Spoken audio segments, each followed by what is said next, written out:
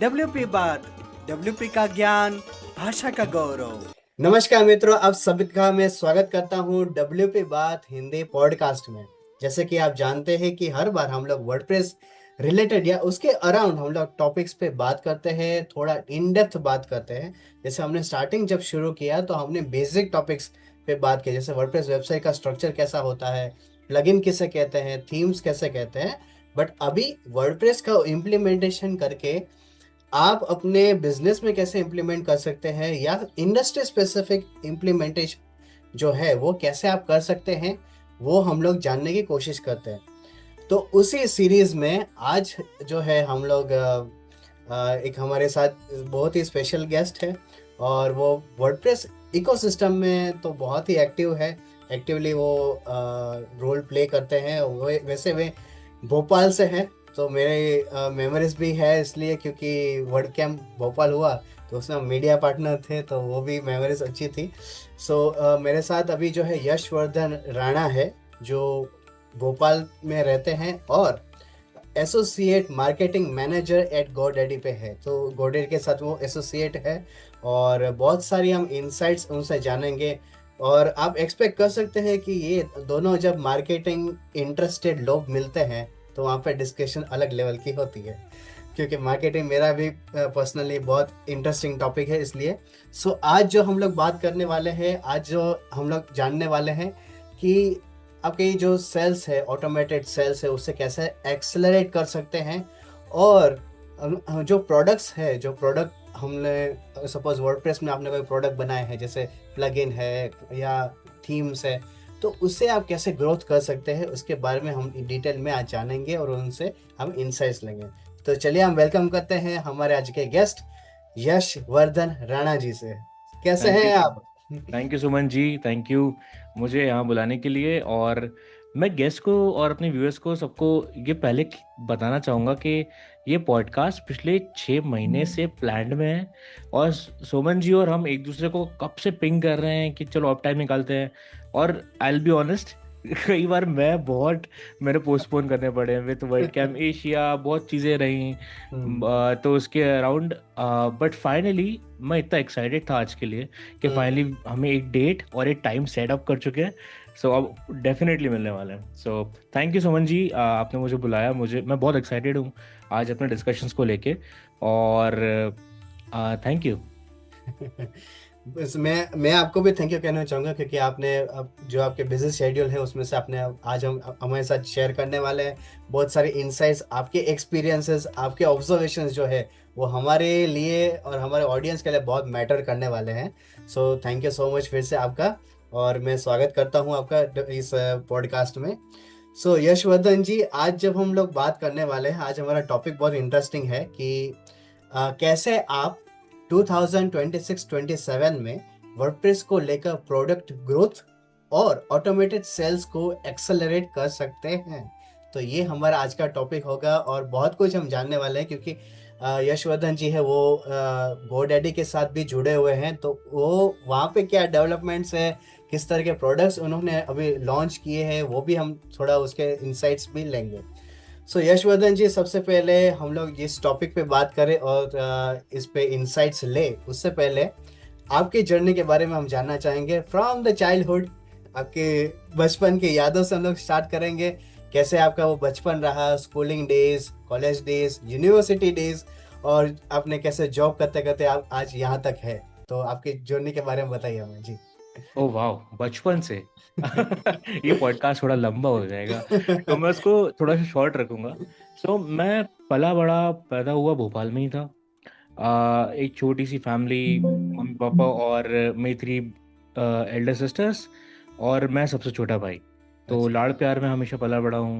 मेरी जी। स्कूलिंग भी भोपाल से ही हुई है, शारदा विद्या मंदिर, एक स्कूल जो भोपाल में प्रोमिनेंट स्कूल है वहाँ से। हम्म। और क्योंकि मेरे को शुरुआत में हालांकि मुझे प्रॉब्लम सॉल्व करने में बहुत इंटरेस्ट था, बट अच्छा। करियर में अर्ली ऑन मुझे काफ़ी एडवाइजेस मिली थी कि भाई इंजीनियरिंग इज़ बहुत ज़्यादा सैचुरेट हो चुका है, बहुत ज़्यादा भीड़ है वहाँ पे। Right right. और तो उस टाइम 7, 8, 10 के आसपास एक कहावत हुआ करती थी कि भीड़ में पत्थर फेंको इंजीनियर पे गिरेगा।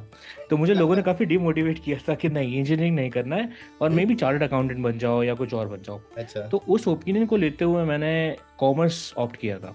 जी। बट मुझे समझ में आया कि जो लोग बोलते थे कि भाई एक साइन करने के लाखों मिलते हैं, अरे सीए बन जाओ, ये बन जाओ, वो भी एक एक बेसलेस ओपिनियंस थी लोगों की। बट मैं बहुत एक्साइटेड हुआ था, उनसे सीखा मैंने। Right right. और फिर मैंने कहा चलो परस्यू करके देखते हैं इंटरेस्ट है कि नहीं। तो मैंने अपनी कॉलेज डेज भोपाल से ही, एक Bhopal school of social sciences करके कॉलेज है, वहाँ अच्छा। से मैंने अपनी बीकॉम कंप्यूटर एप्लीकेशंस, क्योंकि मुझे मालूम था कि भाई मुझे कोर्स तो कॉमर्स का करना है, लेकिन जो मुझे पसंद है क्यों ना उसको स्पेशलाइजेशन कर लेता हूँ। राइट। तो मैंने आईआईटी में स्पेशलाइजेशन करी थी और मेरा ग्रेजुएशन हुआ था कॉमर्स से। अच्छा जी। और फिर उसके बाद मेरी प्लेसमेंट हुई, काफ़ी सारे प्लेसमेंट्स मैंने क्रैक करे थे उस टाइम। तो मुझे कॉलेज में highest number of placement award भी मिला था, जो कि आई डोंट थिंक एक अवार्ड बनता है, बट राइट। क्योंकि मैं आखिरी में एक ही कंपनी ज्वाइन कर सकता हूँ, राइट। अच्छा। तो उसके कारण मुझे काफ़ी सारे ऑप्शंस मिल गए थे डेफिनेटली। अच्छा। तो मैंने शुरुआत में एक दो मैं चाहता था जानना कि भाई अकाउंट्स क्या मुझे सही में पसंद आ रहा है और क्या मैं बुक्स के अंदर ही रहना चाहता हूँ लाइफ लॉन्ग। वो एक्सप्लोर करने के मैंने LNT TCS जैसी कंपनी ज्वाइन करके अपने एक्सपीरियंस लिया। और उस टाइम मेरे पास ये डिसीजन था मेरा कि भाई जो भी डिसीजन लेना है जल्दी लेना है, सालों नहीं लगाऊंगा किसी जॉब को राइट समझने में। तो राइट। मैंने बहुत ही जल्दी अपने डिसीजंस लिए। मैं LNT के लिए दिल्ली गया था जॉब करने। फिर उसके बाद में एक US की, आप LIC समझ लीजिए, ऑल स्टेट करके एक कंपनी है, अच्छा। उसको मैंने ज्वाइन किया था। हम्म। अ, तो वहाँ पे भी मैंने अकाउंट्स समझा। अकाउंट्स में बैंक रिकन्सिलेशंस करके प्रोसेस होती है, उसको मैं हैंडल करता था। बट इवेंचुअली मेरे को बहुत जल्दी रियलाइज हुआ कि मुझे उससे मज़ा नहीं आ रहा है। सो वो मेरा सबसे बड़ा फैक्टर था। हम्म। मैंने शुरुआत में ये रियलाइज़ किया कि मुझे शायद तक वो चूज़ करना चाहिए कि जिसमें मुझे फ़न लगे, क्योंकि मेहनत मेरी ओपिनियन में ऐसा लगा है, मुझे मैंने जितना अपने करियर से सीखा है, जी। मेहनत सब जगह करनी है, राइट मेहनत कहीं कम नहीं है। अगर आपको ग्रो करना है, आपको खूब प्रोग्रेस चाहिए और आपको खूब अ, अपने लेवल ऑफ स्किल देखना है कि मैं कहाँ तक जा सकता हूँ, तो आपको मेहनत करनी ही पड़ेगी। राइट। राइट। बट मेहनत आसान तब हो जाती है जब आपका इंटरेस्ट वहाँ होता है। हाँ जी। तो इसलिए मैंने फिर ढूंढना चालू किया कि भाई मुझे इंटरेस्ट कहाँ पे आता है। तो बिल्कुल। जब मैं पुणे में जॉब कर रहा था, और लाइक आई गेस जब मैं 1 महीना हुआ था मैं जॉब करते हुए, तो अच्छा। मैंने डिसीजन ले लिया था कि भाई मैं हम्म शायद तक ये लंबे समय तक नहीं कर पाऊंगा। हम्म इसमें हर रोज़ वही कर रहा हूँ, मैं नंबर्स देख रहा हूँ, नेम्स देख रहा हूँ, अकाउंट्स देख रहा हूँ, बट मेरे को कुछ अंदर से मीनिंगफुल फील नहीं हो रहा है। अच्छा। तो मैं रात को घर, शाम, क्योंकि मैं नाइट शिफ्ट में था उस टाइम, तो मैं रात को घर आता था और रात को 2 बजे पहुंचता था, क्योंकि US शिफ्ट में था मैं। तो राइट। 2 बजे छूटते थे, 3 बजे घर आते थे। हम्म। बाकी सारे रूममेट्स सो जाते थे और मैं लैपटॉप लेके सर्च कर रहा होता था how to make money online. ये ओ। मेरा ये मेरा किक था, क्योंकि मेरे को दो फैक्टर्स थे कि मुझे घर वापस भोपाल आना है, क्योंकि मेरे को बड़ी सिटी की लाइफ इतनी समझ नहीं आई थी उस टाइम। राइट। ओके। वो बहुत ओवरवेलमिंग था मेरे लिए, और मेरे लिए बहुत मतलब एक मेरे को वैल्यू फॉर आउटपुट नहीं मिल रहा था जितना मैं इनपुट दे रहा था उस सिटी में, पुणे में। हालांकि बहुत ब्यूटीफुल सिटी है, मैं हमेशा जाता हूँ, but as a tourist, as a visitor मुझे बहुत अच्छी लगती है वो। अच्छा। आइडिया कि मुझे वहाँ कॉन्स्टेंटली रहना पड़ेगा। और बैक देन उस टाइम मुझे अपने फादर के साथ टाइम स्पेंड करना था। राइट। मेरी सब सिस्टर्स की अच्छी जगह शादी हो गई थी, देवर सेटल्ड, और हम्म मेरे फादर और मैं ही थे उस टाइम। हम्म मुझे अपने फादर के साथ टाइम स्पेंड करना था। हम्म आई गेस वो मेरा लाइफ का सबसे बेस्ट डिसीजन था कि मैंने वहाँ पे डिसाइड किया। तो मैंने कहा मैं ऐसे तो नहीं जा सकता, पापा जूते मारेंगे कि नौकरी छोड़ के आ गया वापस से, क्योंकि मैं LNT की ऑलरेडी छोड़ के आ चुका था। राइट। तो उसके बाद मैंने ये डिसाइड किया कि ठीक है, मैं जाऊँगा, बट मैं कहीं ना कहीं व्हाट इफ, आजकल इतनी बातें हो रही हैं और ये 2016 की बात है, अच्छा। तो आज ओके। से 10 साल पहले जब मैंने चालू किया देखना, मतलब मैं उतर चुका था मार्केट में। मैं हम्म 15 में चालू कर दिया देखने कि भाई क्या है मार्केट में। मैंने कैट कंसिडर किया कि मैं MBA कर लेता हूँ, मे राइट। भी अच्छे पैकेज लग जाएगा। फिर उसके बाद मैंने सोचा गवर्नमेंट एग्जाम देता हूँ। देन हम्म अगेन उसमें वही क्वेश्चन आया कि मैं दोनों कुछ भी करूँगा तो जाना तो भोपाल के बाहर ही पड़ेगा, मुझे कभी भोपाल में तो एम्प्लॉयमेंट नहीं मिलेगा। हाँ। फिर मुझे वर्क फ्रॉम होम बहुत इंटरेस्टिंग लगा, अच्छा। और उसमें पहली चीज़ थी कंटेंट राइटिंग। अब वो हाँ। मुझे राइटिंग पसंद थी, हम्म इतनी नहीं कि मुझे ऐसे लिखना नहीं पसंद था स्कूल में जिसका मुझे मीनिंग नहीं मालूम था। अच्छा। बट जब मैं ब्लॉग्स पढ़ता था लोगों की खुद की जर्नीज, तो मुझे वो बहुत इंटरेस्टिंग लगता था। मैंने कहा क्या ये मैं भी लिख सकता हूँ। हम्म मैंने चालू किया, अपने नेटवर्क में ढूंढना चालू किया कि लोग कौन कर रहे हैं ऐसा। जी। एक दो लोगों ने मुझे गाइड किया, एक हम्म। दो लोग साथ मैंने फिर और ग्रो किया। मैं अपने उनको आर्टिकल्स उनको लिख के भेजता था अच्छा। और फिर मुझे फीडबैक मिलता था। फिर जब उनको लगा कि मेरा काम अच्छा हो गया है तो उन हम्म। लोगों ने मुझे पोटेंशियल क्लाइंट्स के साथ कनेक्ट करवाया। तो ये राइट। स्टार्टिंग पिच पॉइंट था जहाँ मेरे को एक बोल लीजिए मेरे टेक ऑफ के पहले टायर ऊपर आया था ना, उसके बाद कि भाई अब मैं टेक ऑफ कर चुका हूँ, अब हम्म। हवा उड़ान बाकी है लेकिन अभी टेक ऑफ हो चुका है। राइट। फिर उसके बाद मैंने एक, क्योंकि ये व्यूअर्स के लिए मैं इसलिए बता रहा हूँ क्योंकि ये बहुत इंपॉर्टेंट होता है। कई बार आपको जो आप कर रहे हो वो समझ नहीं आता, पसंद बिल्कुल। नहीं आता, तो आपको वो छोड़ने के पहले ये इंपॉर्टेंट है समझना कि मुझे क्या पसंद है। आप हम्म। वो फिगर आउट करो, फिर आप राइट। करेंटली छोड़ो।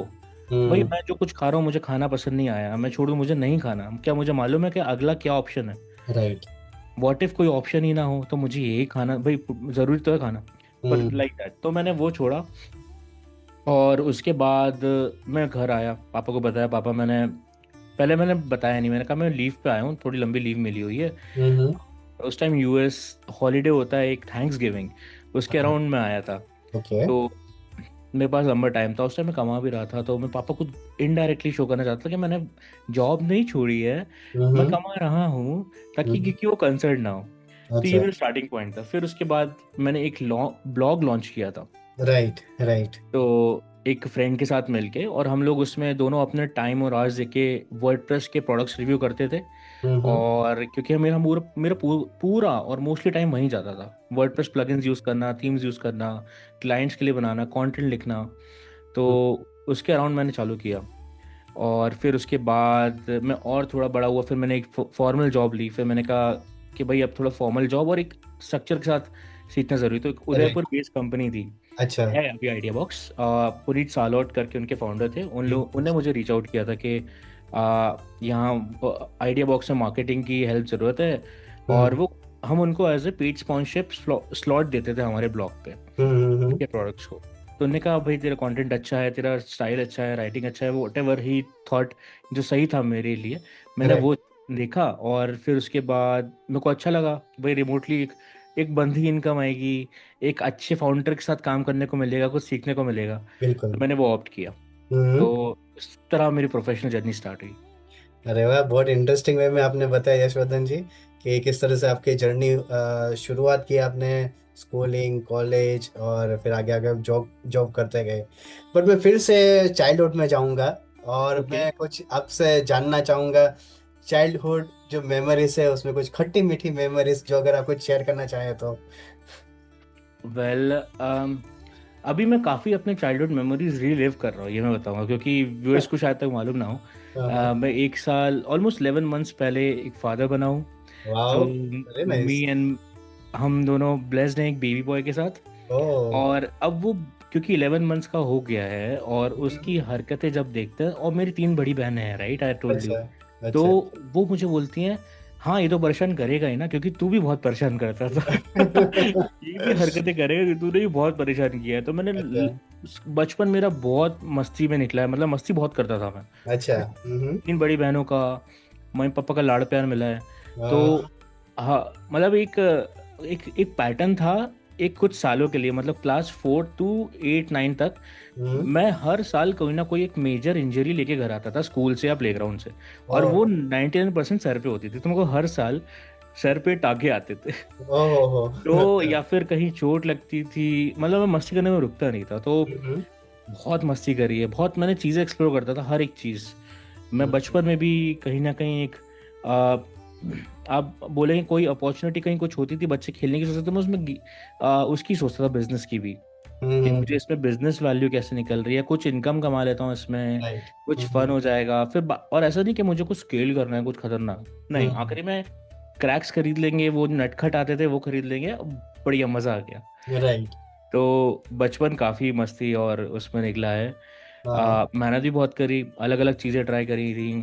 तो जब मैं हाँ। स्कूल में 10th या 11th की छुट्टी थी, उस टाइम मैं सोच रहा था कि मुझे बैंक की नौकरी करना है, because my mother always wanted कि, क्योंकि उनके नेटवर्क में उन्होंने देखा था कि जो लोग स्टेबल है और एक जो स्थिरता है उनके जीवन में, राइट। वो लोग बैंक एम्प्लॉयज़ हैं, वो लोग अपना बढ़िया काम करते हैं, शाम को घर आते हैं, फैमिली को टाइम देते हैं।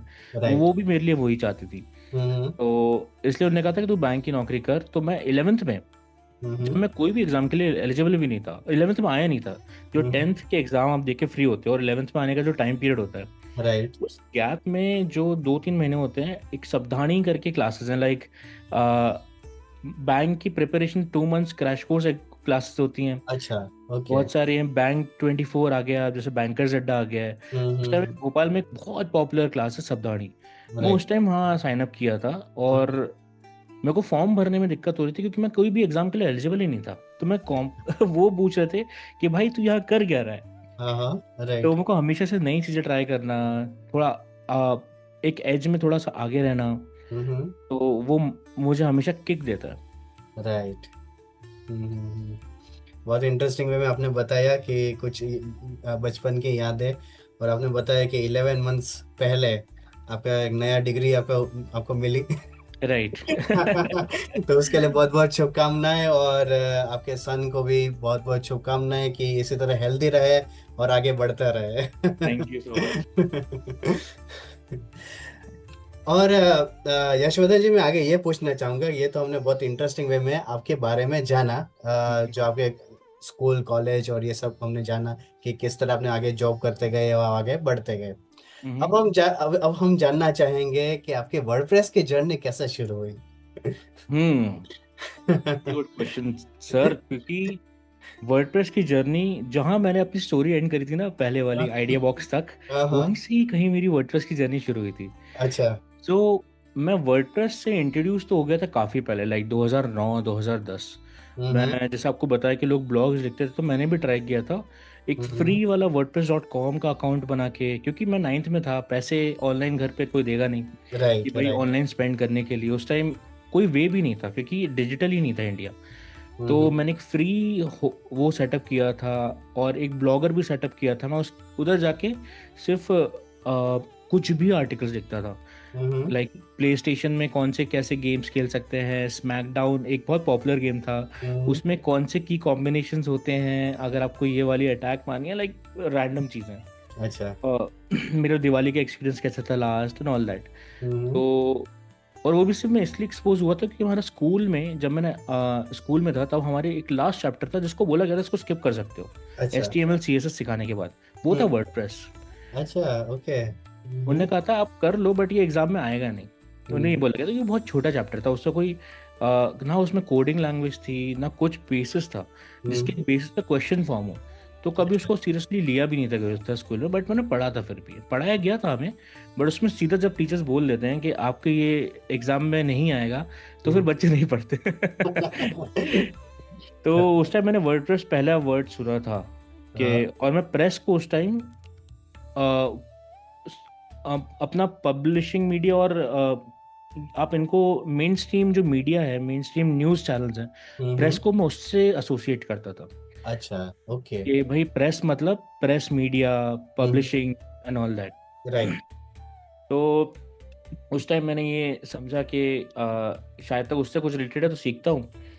तो मैंने सीखा, ऑनलाइन गया, देखा, बट उतना ध्यान नहीं दिया। फिर मैंने 1-2 ब्लॉग बनाया जैसे कि मैंने बताया, फिर उनको मैंने रहने दिया। फिर मैंने काफ़ी टाइम तक वर्डप्रेस से एसोसिएटेड नहीं था मैं।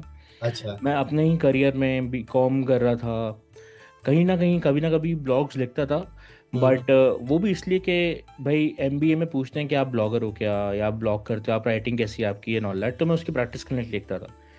वर्डप्रेस में मेरा री इंट्रोडक्शन या फिर फर्स्ट अच्छा इंट्रोडक्शन तब हुआ था जब मैंने उस फ्रेंड को पिंग किया था, भाई तू कंटेंट राइटिंग करता है, कैसे क्या करता है, राइट।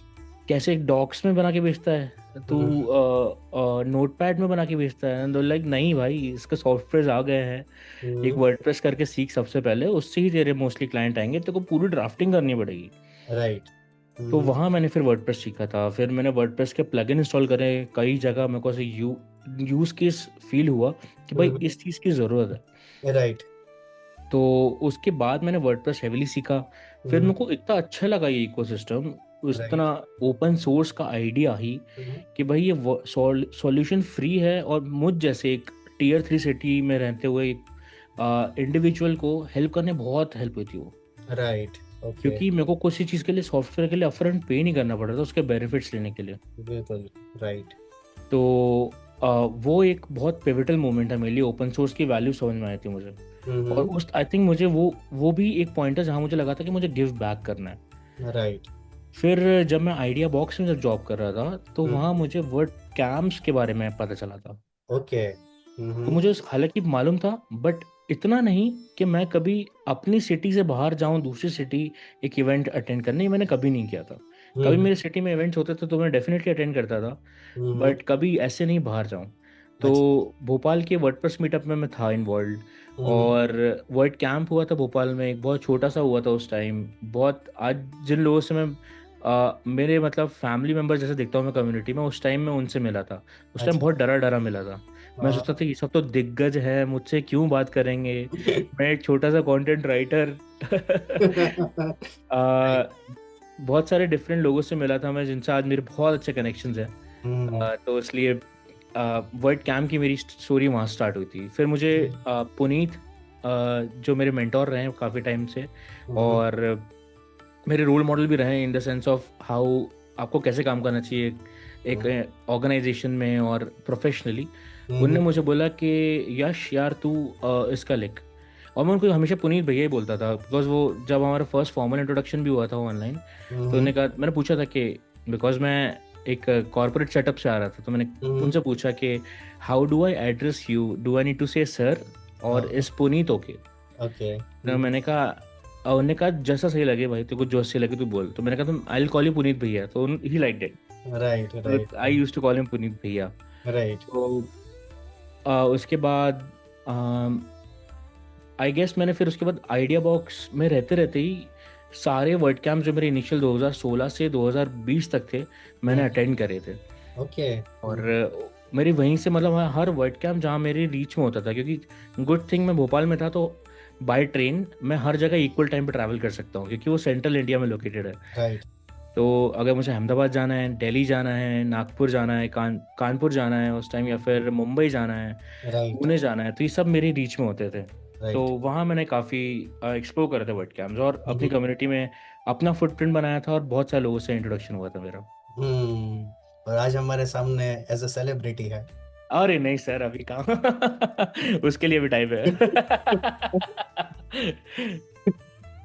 चलिए, बहुत अच्छी बात है, आपने अपने आपकी वर्डप्रेस की जर्नी के बारे में बताया। और अच्छा, मैं ये पूछना चाहूँगा कि वर्डप्रेस कम्युनिटी में आपने ज्वाइन किया, और अब तक जब जो वर्डप्रेस में आप जिस तरह अलग अलग रोल्स में काम करते गए, कंट्रीब्यूशन भी करते गए, तो सबसे बड़ी 5 लर्निंग्स आपको क्या मिली वर्डप्रेस कम्युनिटी में से?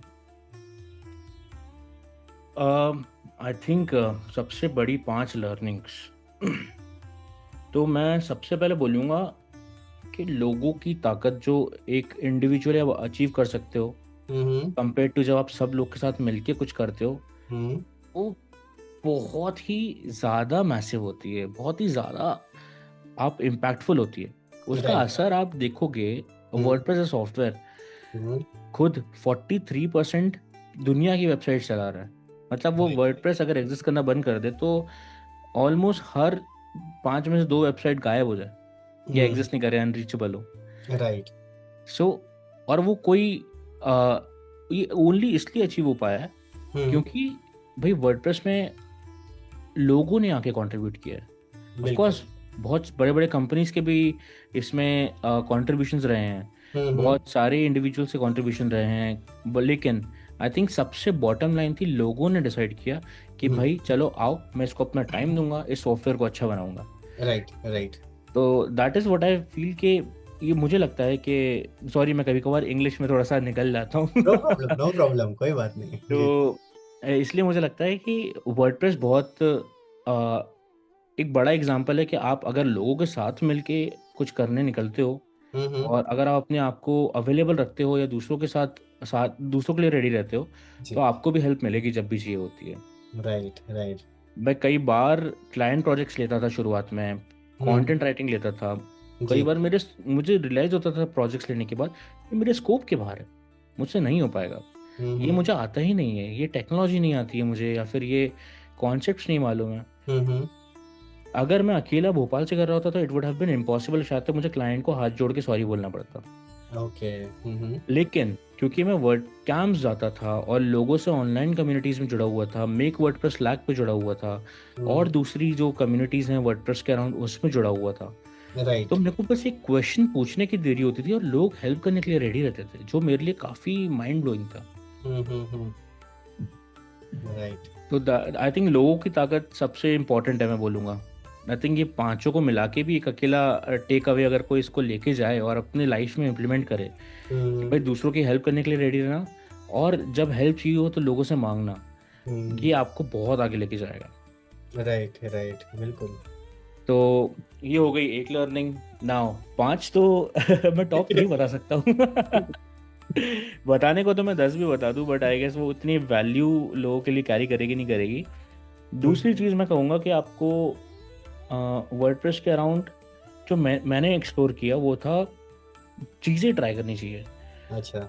आपको वर्सेटाइल, जैसे मैं बहुत कंफ्यूज था शुरुआत में, मैं इतना खोया हुआ था कि मैंने अच्छी अच्छी पेइंग जॉब्स, अच्छी रेप्यूटेड कंपनीज को मैंने एक तरह से लात मार लो या हाथ जोड़ लो, मैं वापस आ चुका था। अब वो अपॉर्चुनिटीज में बियॉन्ड थी मेरे।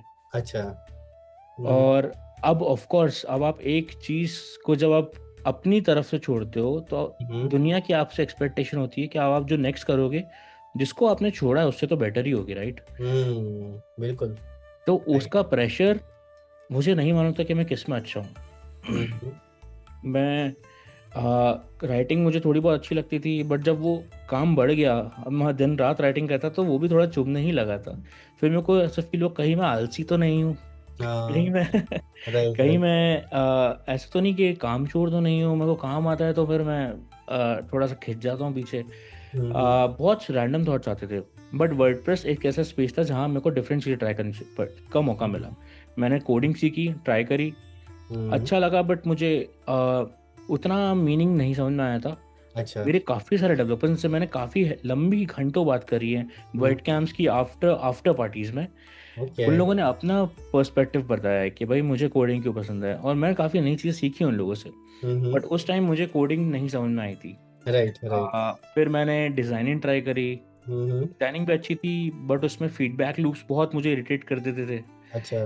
कि कोई एक क्लाइंट का पर्टिकुलर फीडबैक, लाइक वो एक बहुत प्रोमिनेंट एग्जांपल एक मूवी का दिल्ली बैली में बोलता है, केले को 20% ज़्यादा खुश कर दो। तो वो मेरे को भी समझ नहीं आता था। राइट। उसके बाद मेरे को मार्केटिंग एक ऐसा एरिया लगा जहाँ मेरे को साइकोलॉजी ऑफ मार्केटिंग बहुत ज़्यादा अच्छी लगी थी। अच्छा। लाइक आप लाइफ में ऐसे क्या डिसीजन लेते हो, मैं क्या डिसीजन लेता हूँ, उससे मेरे हर रोज़ की चीज़ें इन्फ्लुएंस होती हैं। बिल्कुल। मेरी लाइक बिहेवियरल साइकोलॉजी एक सेगमेंट है साइकोलॉजी का, उसमें मैंने रिसर्च पेपर्स भी लिखे थे। मेरे को मालूम नहीं था मैं रिसर्च पेपर्स लिख रहा हूँ, अच्छा। बट मेरे कॉलेज जो था वो हमेशा सेमिनार्स ऑर्गेनाइज कराते थे। तो मैंने फोमो एक बिहेवियरल साइकोलॉजी वो होता है, आउटपुट होता है, जिससे fear of missing out yes. और फियर ऑफ बेटर ऑप्शन फोबो, इसके ऊपर मैं रिसर्च पेपर भी लिखा था अपने कॉलेज डेज के बाद।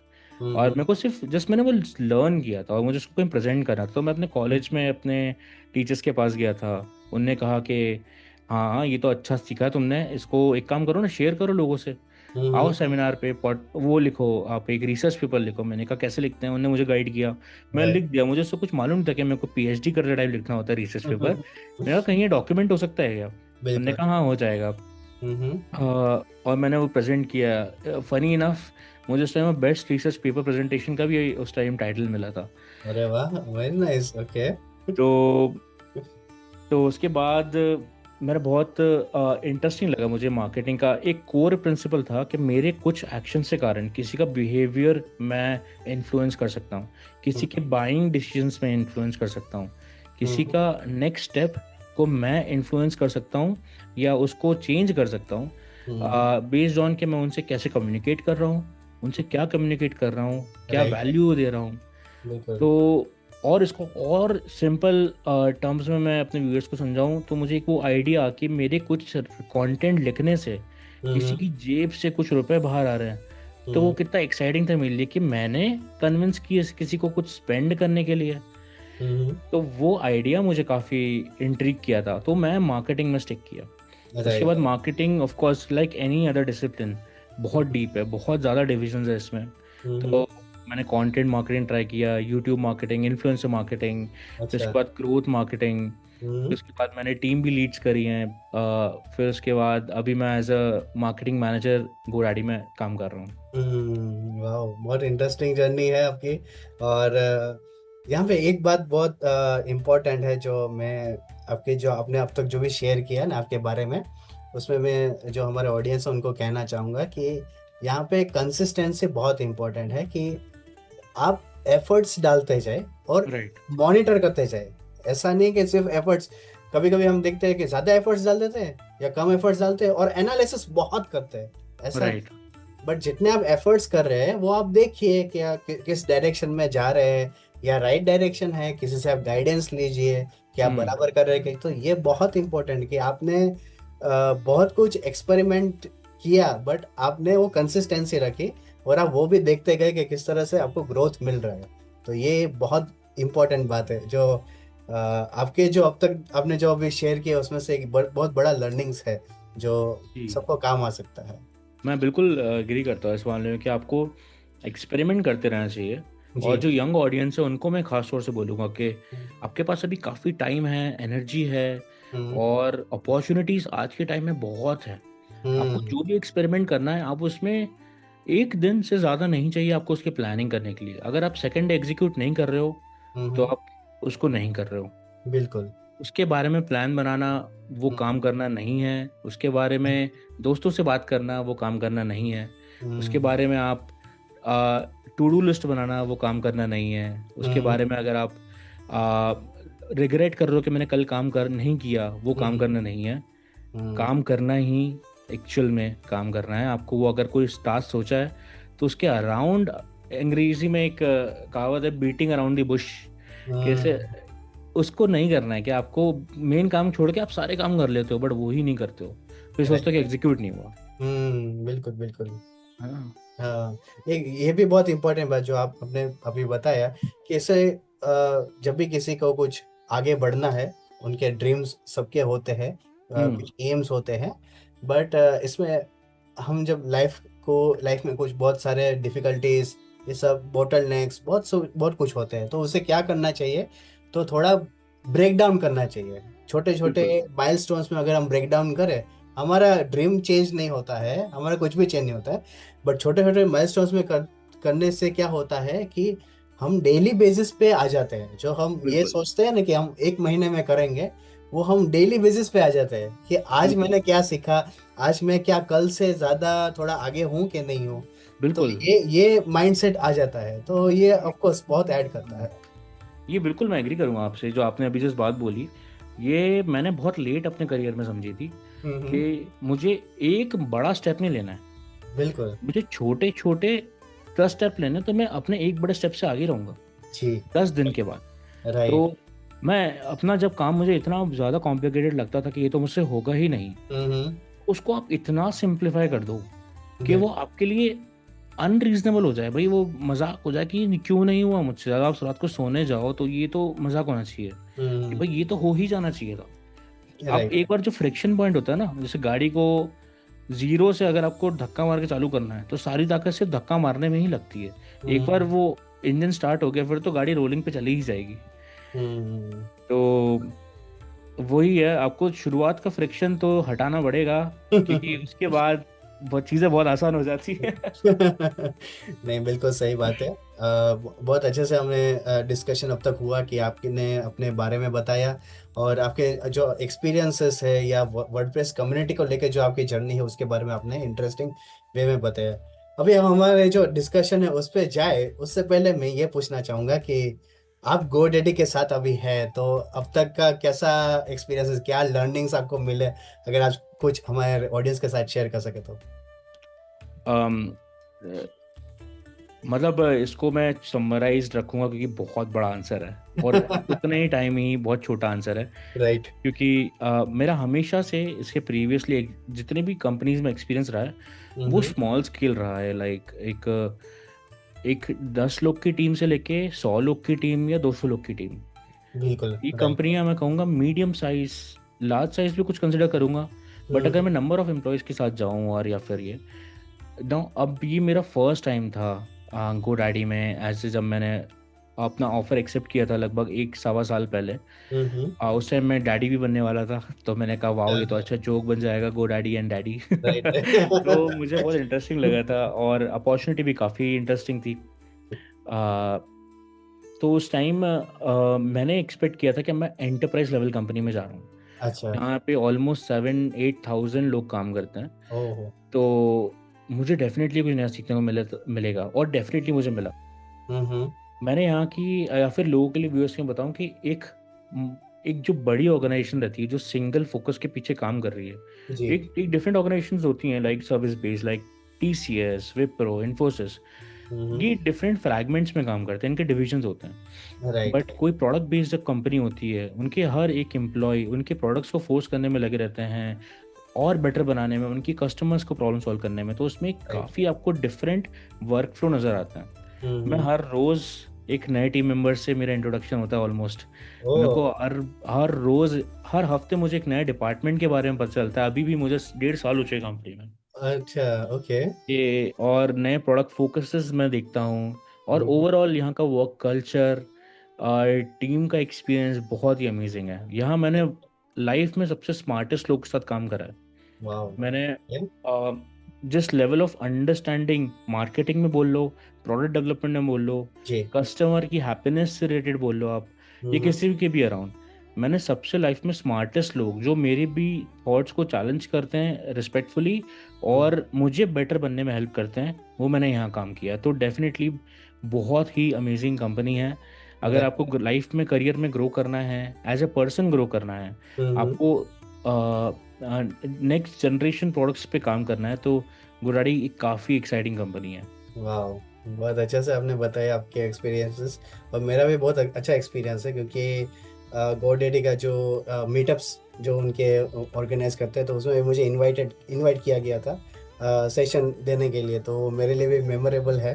ओह सो नाइस। तो या मैंने वहाँ पे सेशन दिया था और बहुत इंटरेस्टिंग टॉपिक था उसमें। इमोशनल मार्केटिंग का टॉपिक था मेरा, तो नाइस। पे हमने बात की थी। सो बहुत अच्छे आपने बताया कि GoDaddy भी वैसे वर्डप्रेस कम्युनिटी में बहुत एक्टिवली सब जगह होते हैं एज अ स्पॉन्सर, और उनके जो मेंबर्स जो उस कंपनी के हैं उसमें भी वो लोग एक्टिवली पार्टिसिपेट करते हैं, कम्युनिकेट करते हैं। सो वो बहुत बड़ी बात है। राइट। और व्यूअर्स के लिए मैं मतलब एसोसिएट मार्केटिंग मैनेजर तो एक चीज़ हो गई, बट टू एक्सप्लेन कि मैं रोल फंक्शन क्या है, तो उसमें मेरा काम ही है ये कम्युनिटीज़ से कनेक्टेड रहना। अच्छा। GoDaddy की प्रेजेंस कम्युनिटीज़ में हम जहाँ हेल्प कर सकें वो बताना। कहीं ऐसे प्रॉब्लम्स हमें आइडेंटिफाई करना मेरा काम है जहाँ GoDaddy के प्रोडक्ट्स से मैं किसी की प्रॉब्लम, कोर प्रॉब्लम सॉल्व कर सकता हूँ। या फिर उसके अलावा वर्ड कैंप्स में प्रेजेंस रहना।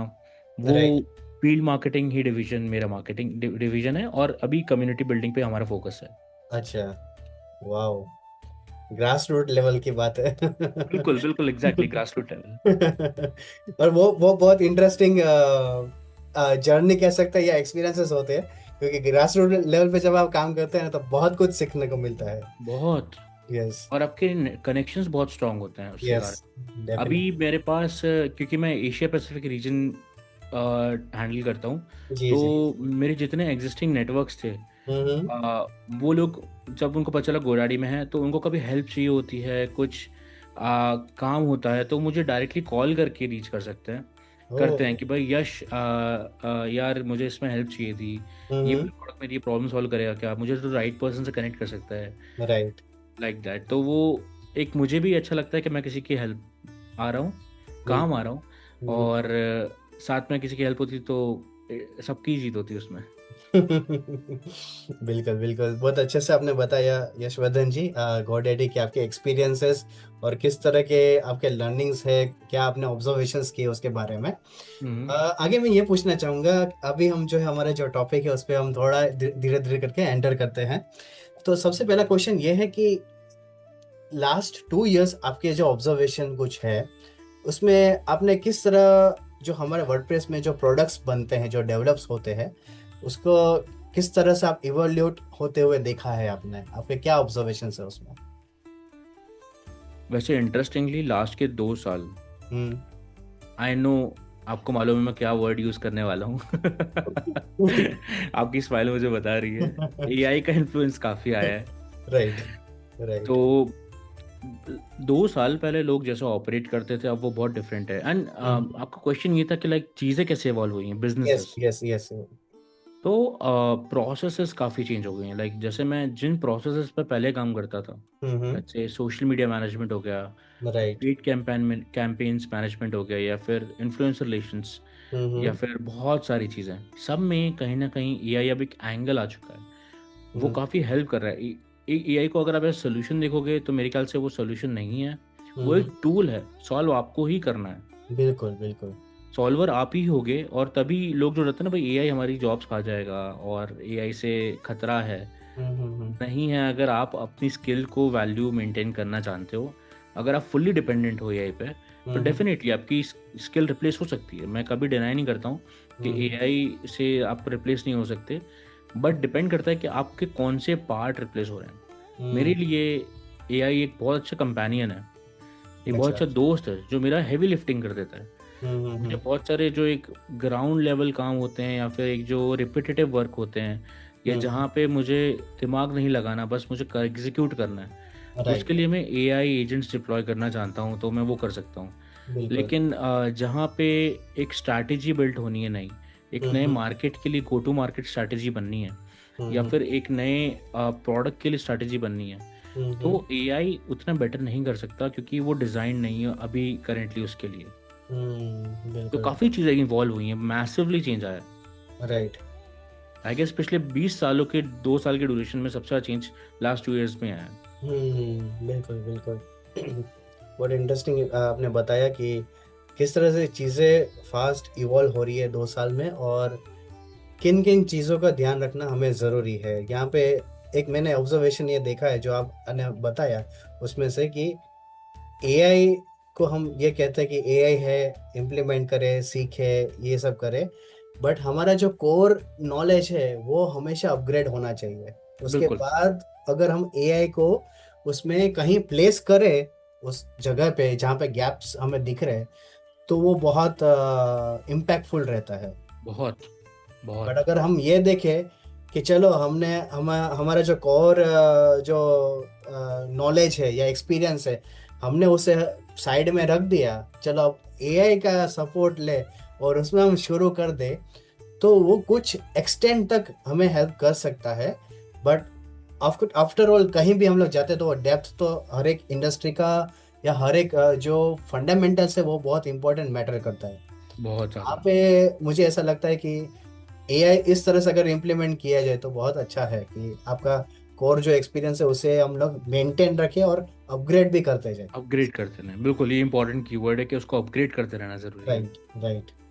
और यशवंतन जी, मैं आगे ये पूछना चाहूँगा कि वर्डप्रेस के बारे में, या आपने बहुत अलग अलग यूज केसेस में, एरियाज में आपने यूज किया है, तो वर्डप्रेस एज अ प्लेटफॉर्म जो कोई भी कंपनी है उनके लिए जो सेल्स को एक्सेलरेट करने के लिए किस तरह से आपने देखा है कि अभी वो ज्यादा हैंडी बन सकता है? वैसे कौन से टाइप के बिजनेस की सेल्स के बारे में आप बात करें, physical businesses, regular businesses, mainly products की बात करें, अगर प्रोडक्ट बेस्ड जो कंपनीज है उनके लिए। Digital products? Yes, digital products. Okay. तो क्योंकि एआई के बाद काफ़ी different types of products generate हो रहे हैं। लाइक मैं हर रोज़ ट्विटर पे मैं एक्टिव रहता हूँ और वहाँ देखता रहता हूँ लोग क्या बिल्ड कर रहे हैं। राइट। जैसे एक दो कम्युनिटीज़ हैं, इंडी हैकर, उन कम्युनिटीज़ में मैं एक्टिव रहता हूँ देखने के लिए कि लोग क्या बिल्ड कर रहे हैं, राइट। नए प्रोडक्ट कौन से लॉन्च हो रहे हैं, लाइफ टाइम डील्स आ रही हम्म। हैं। ऐप सुमो करके एक प्लेटफॉर्म है जहाँ पे लाइफ टाइम डील्स आती हैं नए प्रोडक्ट्स के लिए, यस, एक yes. Product acquisition strategy type से आती हैं वो। हम्म। तो वो मैं देखता हूँ, और उन सब के अराउंड वर्डप्रेस की अपनी एक बहुत सेट ऑफ गुड चीज़ें हैं जो वहाँ अप्लाई होती हैं। For hmm. एग्जांपल, एक एक वेबसाइट अगर किसी को बनानी है, हम्म। और अगर उसको website as a service provide कर रहा है, वो as an agency owner, as a freelancer, as a developer, तो राइट। उसके लिए वर्डप्रेस कोई एआई जनरेटेड कोड के मुकाबले इसलिए बेटर है हम्म। क्योंकि उसमें सालों का लेगेसी कोड है। बिल्कुल। उसकी जो मेंटेनेबिलिटी हो गई, कि हम्म। उसको कोड को कैसे इम्प्रूव करा गया है ओवर द टाइम। इतने राइट। सारे उसमें बग्स देखे गए हैं, हम्म। उसमें इतनी सारी प्रॉब्लम्स आइडेंटिफाई हुई हैं, राइट। और उसमें इतनी इम्प्रूवमेंट्स आए हैं उन प्रॉब्लम्स को आइडेंटिफाई करने के बाद, हम्म। कि एक 3-4 मिनट में जनरेट हुआ कोड उसको मैचअप नहीं कर पाएगा। ओके। तो उसके अराउंड मैं बोलता हूँ कि वर्डप्रेस उस प्रॉब्लम को बहुत से सॉल्व करता है। अब मैं फिजिकल बिजनेसेस के बारे में भी बात करता हूँ। हम्म। तो वहाँ पे मैंने देखा है कि भाई बहुत सारे लोग होते हैं जिनको अपने प्रोडक्ट्स को ऑनलाइन लेके जाना है। बिल्कुल। मेरे एक फ्रेंड हैं जो पॉटरी का बिजनेस करती हैं। वो अच्छा। पॉटरी हैंडमेड आर्टिस्ट, आप एक बोल सकते हैं कि वो एक अच्छी आर्टिस्ट हैं। वो हम्म। हैंडमेड पेंटिंग्स, पॉटरी और आर्ट पीसेस, आर्ट फॉर्म बनाते हैं वो। तो राइट। वो उनको अपने शोकेस करना था। उन्होंने कहा था मुझे ऑर्डर्स नहीं चाहिए, मेरे हम्म। इंस्टाग्राम के अलावा मैं क्या कर सकती हूँ। ओके। मैंने उनको सिर्फ वर्डप्रेस से इंट्रोड्यूस किया था। मैंने कहा कि एक बार ट्राई करो आप, इट्स राइट। फ्री, आपको सिर्फ होस्टिंग और डोमेन पे करना है, जो कि मैं हम्म। अरेंज करा दूंगा। राइट। लेकिन आप वर्डप्रेस से सीखो, क्योंकि मैंने हम्म। उनको इसलिए बोला, मुझे फीडबैक जाना था एक नए नोविस नॉन टेक्निकल यूजर के लिए कितना डिफिकल्ट है वर्डप्रेस। राइट। ना मैं उनको नॉन टेक्निकल तो नहीं बोलूंगा, क्योंकि वो टेक्निकल बैकग्राउंड से आती हैं, उनको टेक्निकल आइडियाज़ हैं हम्म। कि टेक्नोलॉजीज कैसे वर्क करती हैं, बिल्कुल। और वो अपने साइड में हॉबी फॉलो करती हैं। राइट। तो उनके लिए वर्डप्रेस पे अपने products as a catalogue show करना, उनको कुछ वो कॉमर्स का सोल्यूशन नहीं चाहिए था। हम्म। उनको ई कॉमर्स सेटअप नहीं चाहिए था कि लोग वहीं आके ऑर्डर प्लेस करें, क्योंकि वो कस्टम ऑर्डर्स बिल्ड करते हैं। अच्छा। तो personalised custom pieces order basis पे। हम्म। तो उन्हें उन्हें कहा था मुझे भाई ऑनलाइन ऑर्डर का फीचर नहीं चाहिए, गलती से लेट्स से मैं वायरल हो जाऊँ, 100 ऑर्डर आए तो मैं तो कैसे बनाऊंगी। राइट। तो राइट। तो मैंने उनको बताया था कि ये चीज़ आपको सॉल्व करनी है। अगर आपको अपनी वेबसाइट पे चाहिए, आपको ये कीवर्ड्स ढूंढने हैं, आपको कैटलॉग शोकेस बनाना है। बिल्कुल। तो वर्डप्रेस ने एक फिजिकल बिजनेस के लिए भी वो जो सॉल्व किया मेरी आंखों के सामने, वो एक बहुत रिवीलिंग चीज़ थी। किसी हम्म। को अगर बिना backend management, content management software के अगर वो करती, तो उनको हम्म। कोडिंग सीखनी पड़ती, एक बैकएंड राइट। डैशबोर्ड बनाना पड़ता, जो कि बहुत चैलेंजिंग होता। हम्म।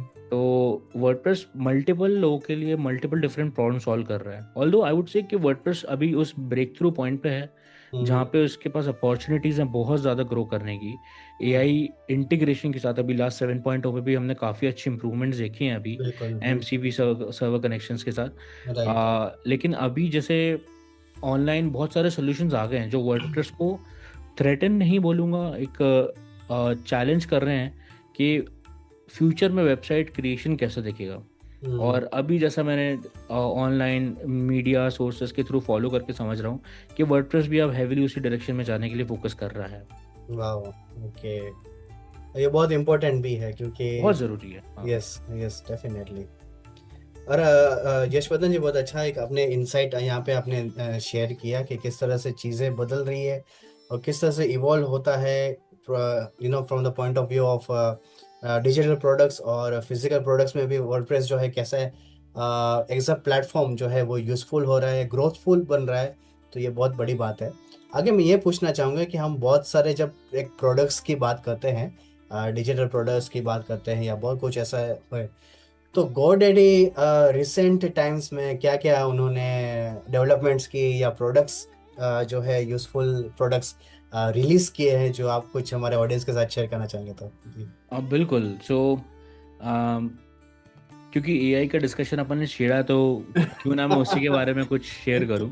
जी। गोडैडी में हम लोग का फोकस होता है जो बिल्डर्स हैं, हम्म। जो प्रोज हैं, जो वेबसाइट दूसरों के लिए बनाते हैं, और राइट। साथ में जो स्मॉल बिजनेस हैं और हम्म। स्मॉल एंटरप्राइज कंपनीज हैं, ओके। उनको सपोर्ट करना, और इंडिविजुअल्स जो खुद का कुछ करना चाहते हैं उनको सपोर्ट करना हमारा बिल्कुल। फोकस रहा है हमेशा से। राइट। राइट।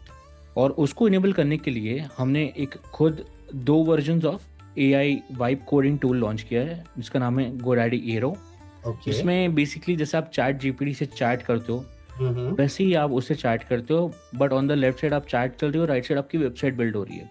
राइट। राइट। आपको सिर्फ उसको अपना फील बताना है कि मेरे को फील, मतलब कैसा आप महसूस करते हो उस वेबसाइट को जब आप इमेजिन करते हो कि वो एक वेरी बहुत सुंदर, कलरफुल, बहुत लाइट वेबसाइट बना दो। और ये हिंदी में भी वर्क करता है बाय द वे। अगर आप हिंदी में वाह। भी चैट करना चाहो, अच्छा। तो आप हिंदी हाँ। में सारा अपना प्रॉम्प्ट लिख सकते हो, आप बोल के वॉइस यूज़ करके अपनी हम्म। वेबसाइट डिस्क्राइब कर सकते हो।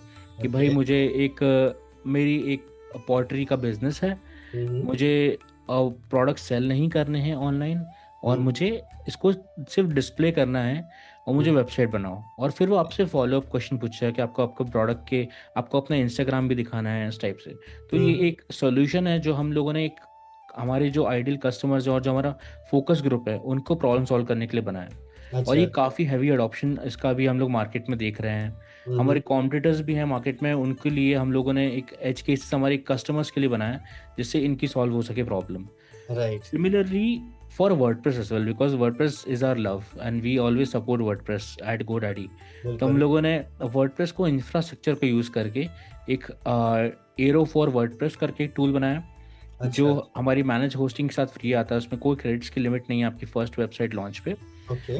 तो उसको जब आप यूज़ करते हो तो आपका जो बैकएंड रहता है, या फिर जो मैंने अभी बोला था कि वर्डप्रेस की जो मोस्ट इम्पॉर्टेंट प्रोज है या हम्म। उसका जो बेनिफिट है, वो ये बिल्कुल। है कि आपको कभी भी रिस्क फैक्टर का टेंशन नहीं लेना है। आपकी वेबसाइट हमेशा बेस्ट इंफ्रास्ट्रक्चर पे बनी होगी। हम्म।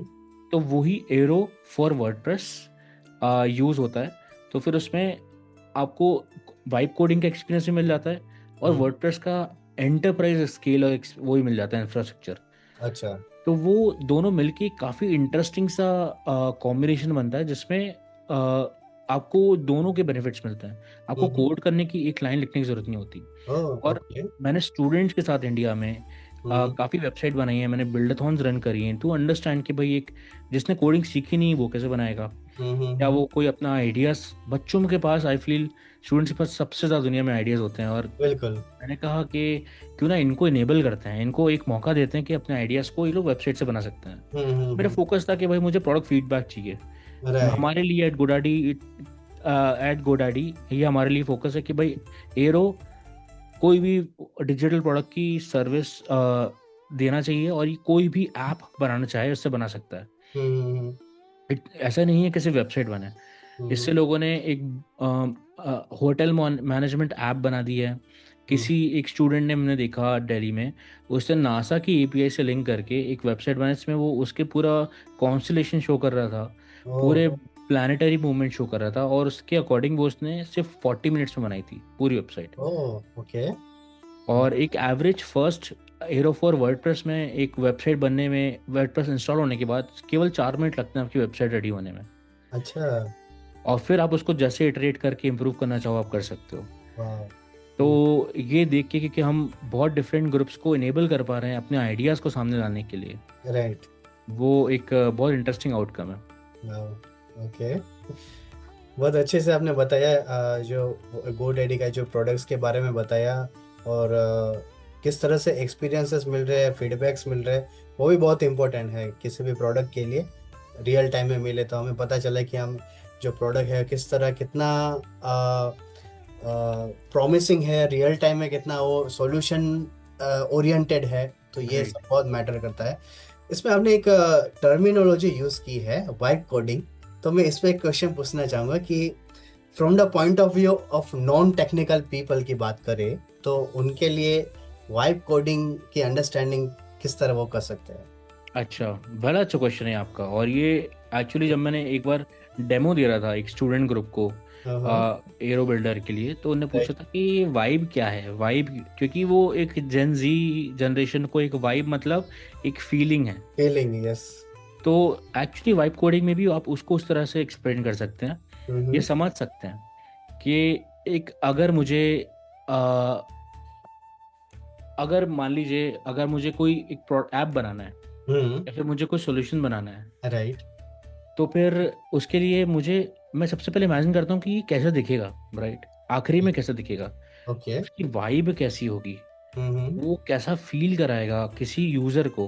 भाई वो ऐप है, वेबसाइट है, गेम है, तो वो कैसा फीलिंग देगा, is it going to make them happy, वो किसी को क्या और मोटिवेट करेगा, हैप्पी फील कराएगा, या इमोशन का फियर पैदा करके मैं अपना प्रोडक्ट सेल करूंगा, या फिर वट एवर।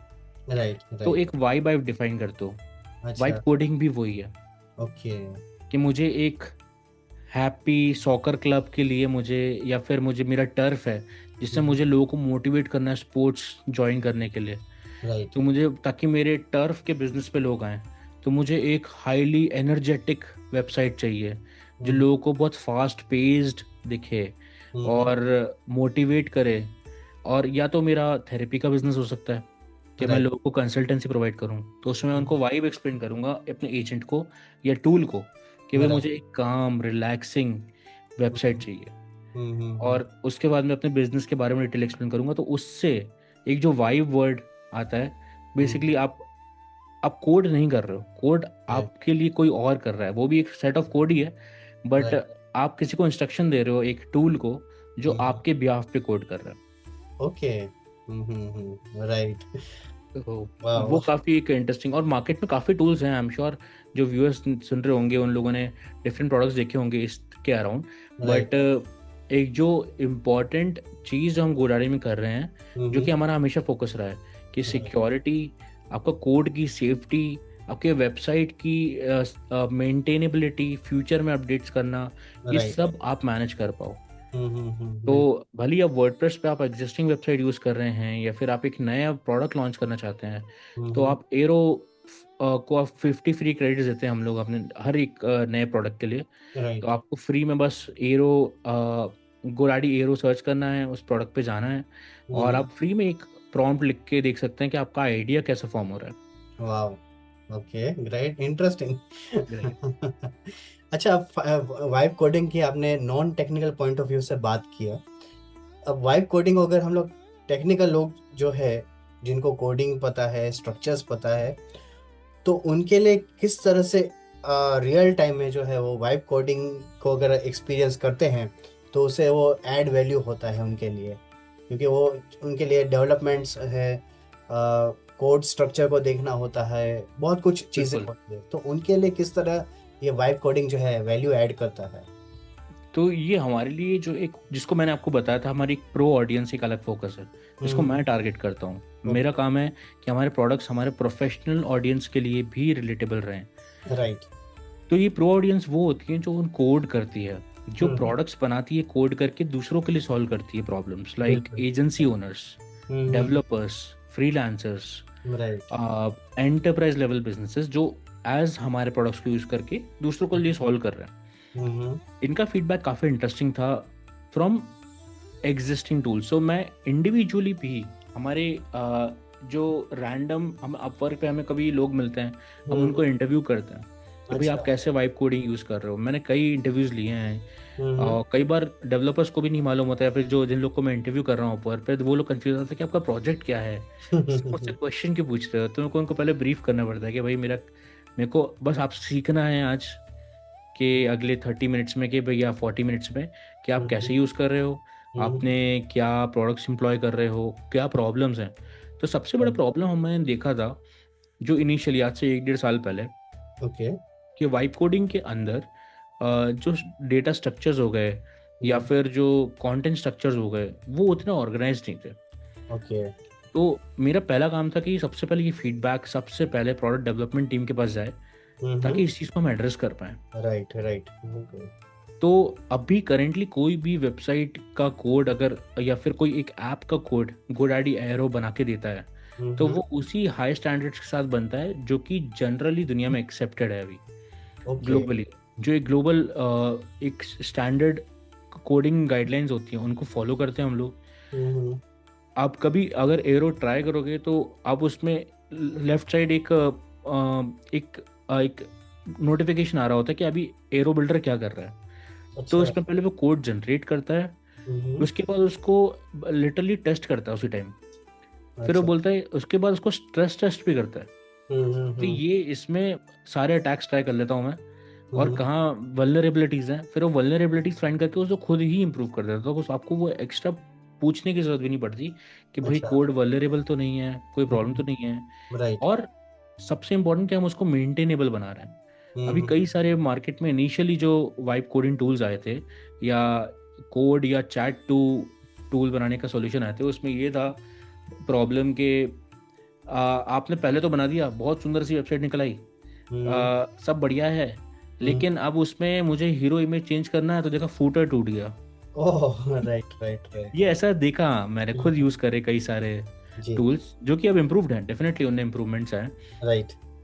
बट ये बहुत एक जनरल नोशन बन चुका था। हम्म। तो उसके कारण बहुत डिफरेंट ओपिनियंस मिलती थी वाइब कोडिंग को लेके। प्रोज का ओपिनियन कुछ और थी, वो बोलते थे बेकार है, ये कभी ओहो। सक्सेसफुल नहीं होगा। हाँ। इंडिविजुअल बोलते थे ये तो गॉड सेंड है, भगवान का भेजा हुआ है, इन्हें तो हमें कोडर को इतने पैसे देने पड़ते थे, अब हम खुद कर पा रहे हैं। Right right right. तो मार्केट में अभी भी मिक्स्ड ओपिनियन है, बट ओवरऑल हम्म। वर्ल्ड में एक बहुत पॉजिटिव इम्पैक्ट आ रहा है वाइब कोडिंग के थ्रू। अच्छा। लोग भी टेक्नोलॉजी से एक्सपोज हो रहे हैं, हम्म उनकी अंडरस्टैंडिंग बढ़ रही है। हम्म डेवलपर्स का भी फोकस, जैसे मेरे इंटरव्यूज में मैंने समझा, हम्म। कुछ डेवलपर्स बहुत खुश थे वाइब कोडिंग को लेके, इसलिए नहीं क्योंकि उनका काम कम हो गया, इसलिए क्योंकि उनका काम बढ़ गया। ओहो। ये साइड मैं बहुत इंटरेस्टिंगली उनसे पूछा कि कैसे आपका वाइब कोडिंग से आपके क्लाइंट्स पे इफेक्ट आया। बोलते हैं क्लाइंट्स कम हो गए, ऐसा लोग सोचते हैं, बट मेरे क्लाइंट्स चेंज हो गए अब। पहले लोग आते थे कि भाई मेरे को कोड करवाना है, मेरे को ऐप डेवलप करवानी है, मुझे वेबसाइट डेवलप करवानी है, मुझे प्लग इन थीम कुछ भी डेवलप कराना है, आप कर दो। हम्म। नाउ अब यही सेम कस्टमर्स पहले वाइब कोड करने की कोशिश करते हैं, हम्म। बिकॉज एक वाइब कोडिंग एक बेसिक प्रोडक्ट्स के लिए, बेसिक टू मीडियम के लिए बहुत अच्छा है। अच्छा। आप उससे एक प्लगइन भी डेवलप करा सकते हो, बट अगर आपको एक एंटरप्राइज वेबसाइट बनानी है, फॉर हम्म। एग्जाम्पल अगर आपको जोमेटो का ऑल्टरनेटिव बनाना है, बिल्कुल। तो उसमें काफ़ी लिमिटेशंस रहेंगे करेंटली वेब कोडिंग के साथ, हम्म। या फिर आपको बहुत सारे टोकन्स बंद करने पड़ेंगे, विच राइट। जो कि उतना ही कॉस्ट करेगा शायद तक जितना आप कोई डेवलपर हायर करते। तो इसलिए उसने मुझे बताया, उन डेवलपर्स ने जिनको मैंने इंटरव्यू किया था, कि अब उनके पास लोग वाइब कोडिंग करने के लिए ट्राई करते हैं, ब्रेक करते हैं, और अब वापस से हमारे पास आते हैं, और नाउ हम उनको वही प्राइस चार्ज करते, तो उनको कोई प्रॉब्लम नहीं होती, क्योंकि अब उनको हमारे काम की कदर है। राइट। तो एक इंटरेस्टिंग शिफ्ट मैं देख रहा हूँ कि बहुत सारे लोग को हेल्प हो रही है वाइब कोडिंग के साथ। हमारे हर रोज़ हमारी कम्युनिटीज़ जो हैं, Facebook Goradi pro Facebook community है, डिस्कॉर्ड की कम्युनिटी है, अच्छा। और वहाँ लोग आके पोस्ट करते हैं कि मैंने ये बिल्ड किया, मैंने अपनी बेकरी के लिए वेबसाइट बना दी, मैंने अपने कैफ़े के लिए वेबसाइट बना दी, हम्म। और मैंने ये ऐप बना दी, मेरी प्रॉब्लम सॉल्व करनी थी, मुझे इनवाइट भेजने थे अपने बच्चे के बर्थडे के लिए, तो मैंने एक ऐप बना दी वाइब कोडिंग के थ्रू, और वो ही सेंड कर रहा है मुझे इनवाइट्स। तो एक काफ़ी इंटरेस्टिंग शिफ्ट देखने को मिला है। वाह, वेरी नाइस।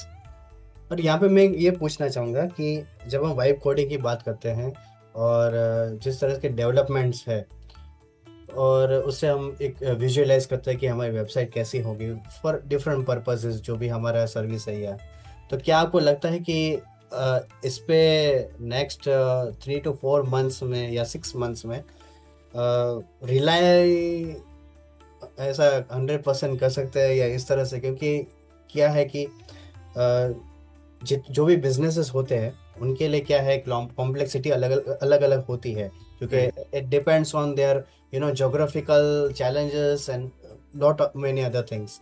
तो क्या वाइब कोडिंग उस डायरेक्शन में भी हेल्पफुल रह सकता है? क्या रिलाई कर सकता है, या अभी जस्ट है कि बेसिक जो वेबसाइट स्ट्रक्चर जो होना चाहिए वो ही सिर्फ सॉल्व कर पा रहा है? क्या आपका क्या अंडरस्टैंडिंग है इसमें? मेरे ख्याल से एआई, जैसे मैंने पहले भी कहा था, एआई आपको प्रॉब्लम को सॉल्व करने का सोल्यूशन नहीं है, वो आपका एक राइट अच्छा एक टूल है। अब उसको हमेशा एक राइट टूल की नज़रिए से देखिए। राइट। आप अपना जो प्रॉब्लम है उसको टास्क में जब ब्रेक डाउन करते हैं, वो पिवटल पॉइंट है, वो एक बहुत ही ज़रूरी स्टेप है, जहाँ आप रुकें, सोचें कि ये भाई मेरे को एक प्रॉब्लम है, मुझको ये पहाड़ तोड़ना है, उसमें से मुझे 10 स्टेप लगेंगे, उसमें से कौन से स्टेप को मैं तेज़ या और बेहतर कर सकता हूँ एआई राइट। की मदद से। ओके। सो वहाँ अगर आप एक पॉज लेते हो और सोचते हो कि इसमें से कौन सी चीज़ ऑटोमेट, एक्सेलरेट, यानी कि इसमें से अपने आप हो सकती हैं या और तेज़ हो सकती हैं, वो बिल्कुल। एक इम्पॉर्टेंट स्टेप है। तो एआई एक कोई मैं पूरा टास्क के लिए रिकमेंड नहीं करता हूँ कि आप पूरा करो, आप राइट। एक्सपेरिमेंट ज़रूर करके देखो। मेरा हमेशा से हर किसी को गाइडेंस रहता है कि भाई आप जो कर रहे हो करो, 70-80% वो करो, 20% एक्सपेरिमेंट करो, बिल्कुल। ताकि आपके पास आपका ओरिजिनल वर्कफ्लो को भी अफेक्ट ना हो, आपका जो रोज़मर्रा का काम है वो भी अफेक्ट ना हो, साथ में आपको थोड़ा टाइम भी मिले नई चीज़ एक्सपेरिमेंट करने का।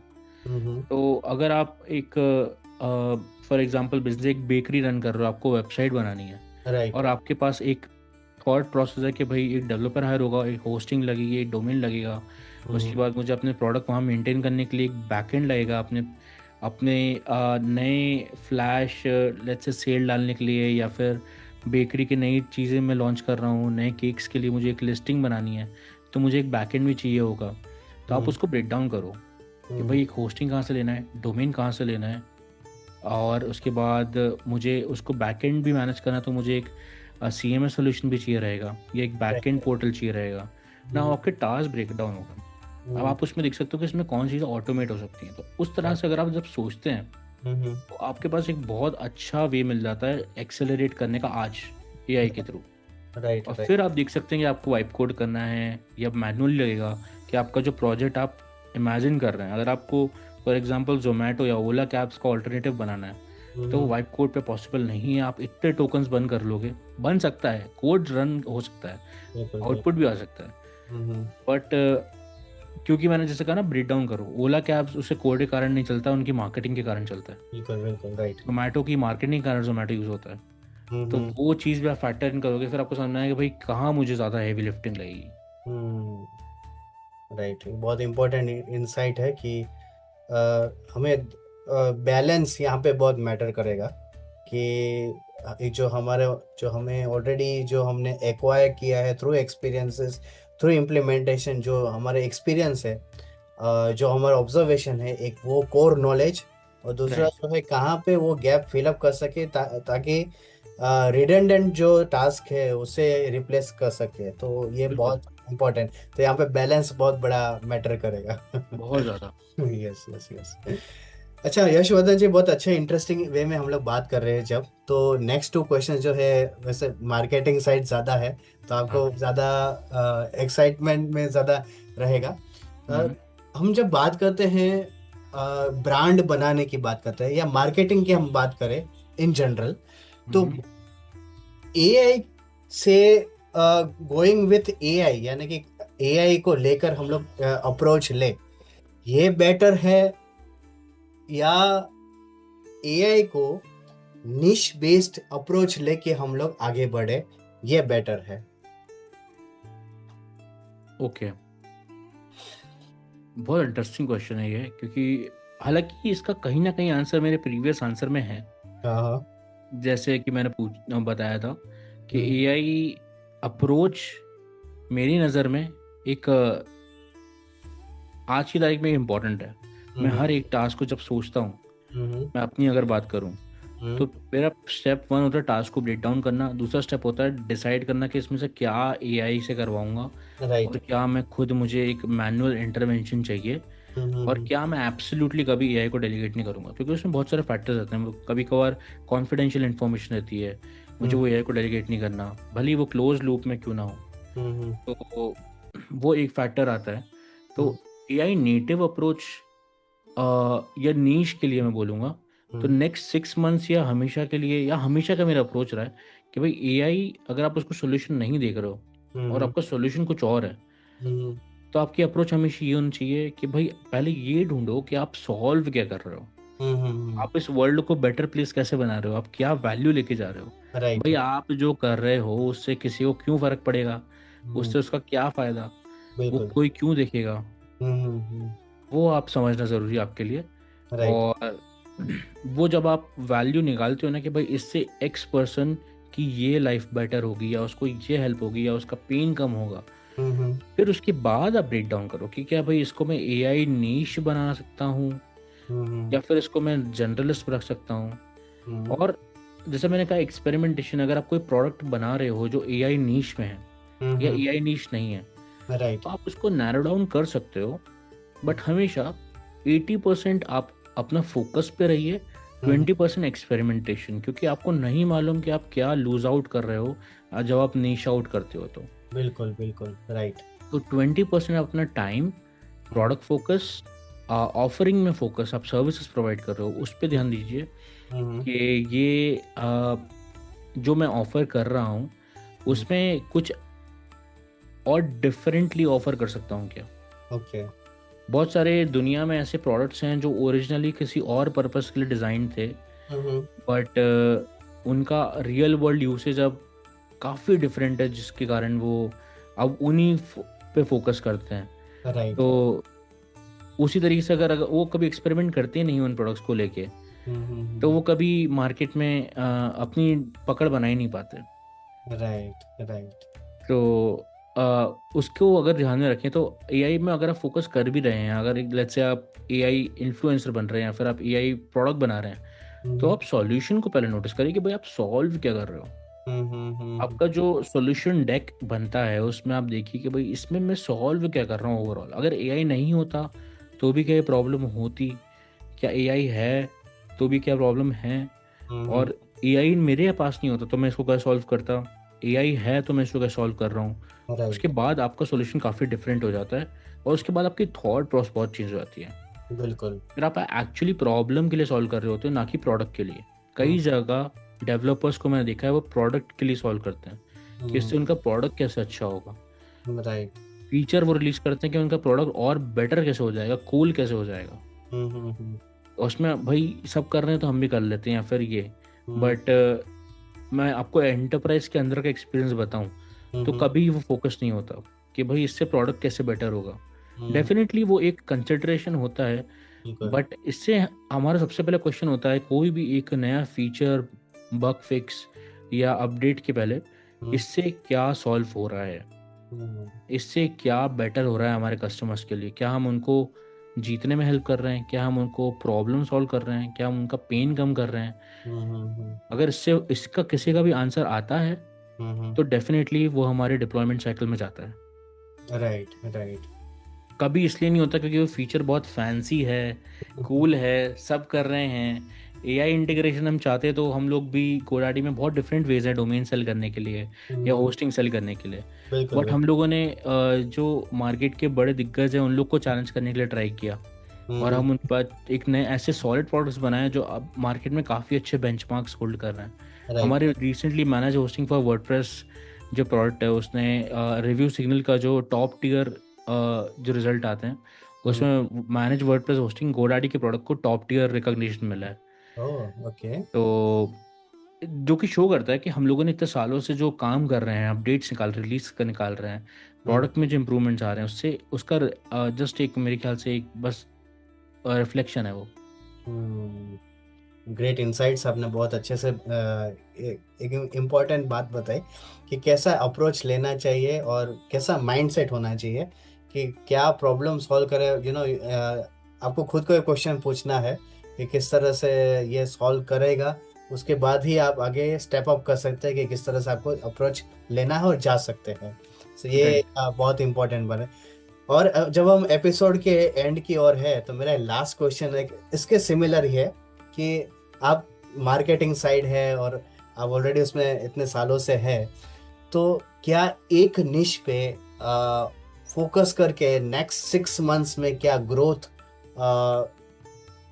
सजेस्टेड है या एक दो निश को लेके चले तो ज़्यादा बेटर है? अगर कोई निश बेस्ड जाए, पहले जेनरिक होते हैं या जनरल उनके अंडरस्टैंडिंग होती है, स्किल सेट होते हैं, बट अगर वो अप्रोच लेना चाहे निश बेस्ड या कोई एक इंडस्ट्री को लेके फोकस करना चाहे, तो क्या वो अपने अभी आप क्या किस तरह देखते हैं? क्या एक निश या एक इंडस्ट्री को लेके चले तो क्या ग्रोथ 6 मंथ्स में या 8 मंथ्स में है, या एक दो को लेके चले तो क्या है कि इट्स लाइक अ बैकअप कि अगर इसमें थोड़ा नहीं हुआ 6 मंथ्स में 8 मंथ्स में तो हम दूसरे पे डिपेंड हो सकते हैं। तो ऐसा कुछ आप कुछ इंसाइट दे सकते हैं इसमें? ओके, सो इसमें मैं पूछूंगा सबसे पहले जो भी ये सोच रहा है कि भाई मुझे 6 मंथ या 8 मंथ या साल 2 साल जो भी टाइमलाइन डिसाइड करी है उसमें उनको एक रिजल्ट चाहिए, राइट, आउटकम चाहिए। बिल्कुल। सबसे पहले लिखो पेपर में कि भाई वो आउटकम क्या है, भाई वो मुझे रिजल्ट क्या है। लेट्स से अगर कोई एआई इन्फ्लुएंसर बन रहा है या फिर कोई इन्फ्लुएंसर बनना चाहता है, वो सोच रहा है कि मैं एआई का इन्फ्लुएंसर बनूं या ट्रैवल का बनूं या ब्लॉगर बनूं या मार्केटिंग सिखाऊं लोगों को, तो वो कंफ्यूज है कि यार मैं नीश कर लूँ अपना एकदम फोकस कि मैं सिर्फ एआई इन्फ्लुएंसर हूँ, बट क्या पता 2 साल बाद एआई की हवा ही उड़ जाए, फिर मैं कुछ नहीं रहूँगा। तो मैं क्यों ना मल्टीपल बास्केट में अपने अंडे लेके चलता हूँ, ताकि एक आध बास्केट गिर भी गई तो सारे अंडे नहीं फूटेंगे। तो मेरा उनको रिकमेंडेशन ये है कि भाई पहले आप अपना गोल क्लियर करो कि आपका फोकस क्या है, आउटकम क्या है रियल। ऐसा नहीं कि मुझे फेमस होना है, एक इन्फ्लुएंसर के टर्म में जब मैं बोलूँ कि फेमस क्या है। मेरी नज़र में एक पॉटरी बिजनेस जो मुश्किल से 2000 फॉलोअर्स के साथ इंस्टाग्राम में, बट 2 लाख के ऑर्डर्स मंथली प्रोसेस कर रहे हैं, वो भी एक फेमस है, एक कम्युनिटी के अंदर, एक नीश कम्युनिटी के अंदर।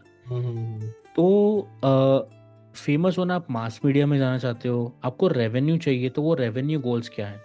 जब आप वो बिल्कुल क्लियरली एकदम मतलब एकदम क्लियर रिटर्न डाउन होता है ना वो सामने, भाई आखिरी में मुझे 6-8 महीने के बाद यही चाहिए, राइट। उसके बाद आप जब 100 गिन लेते हो ना, तो वहां से उल्टी गिनती चालू करो कि भाई स्टेप 100 है एक्स, जैसे कि मुझे फेमस होना है, या मुझे इतने नंबर ऑफ फॉलोअर्स चाहिए, बिल्कुल। मुझे इतना नंबर ऑफ रेवेन्यू चाहिए, मुझे MRR मंथली रिकरिंग रेवेन्यू चाहिए, या फिर मुझे ये मेरा एक प्रोडक्ट को एक्वायर करवाना है, मुझे सेल करना है, अपने ब्रांड को एक्वायर करवाना है, या फिर कुछ भी एनीथिंग, कुछ भी हो सकता है। तो उसके लिए नीश करना है या फिर उसको जनरलिस्ट अप्रोच लेना है या स्पेशलिस्ट अप्रोच लेना है, उसमें मैं कहूँगा आपका रिजल्ट पे बहुत फोकस रहता है उस पर। अगर आपकी नीश ऐसी है जो अभी उतने रिलेटेबल नहीं है या फिर अभी बहुत ज़्यादा बज़ में, राइट। तो मे बी आप करंट विंड को कैरी कर सकते हो और बाद में पिवट कर सकते हो। देखो ऐसा कुछ नहीं है मेरी ओपिनियन में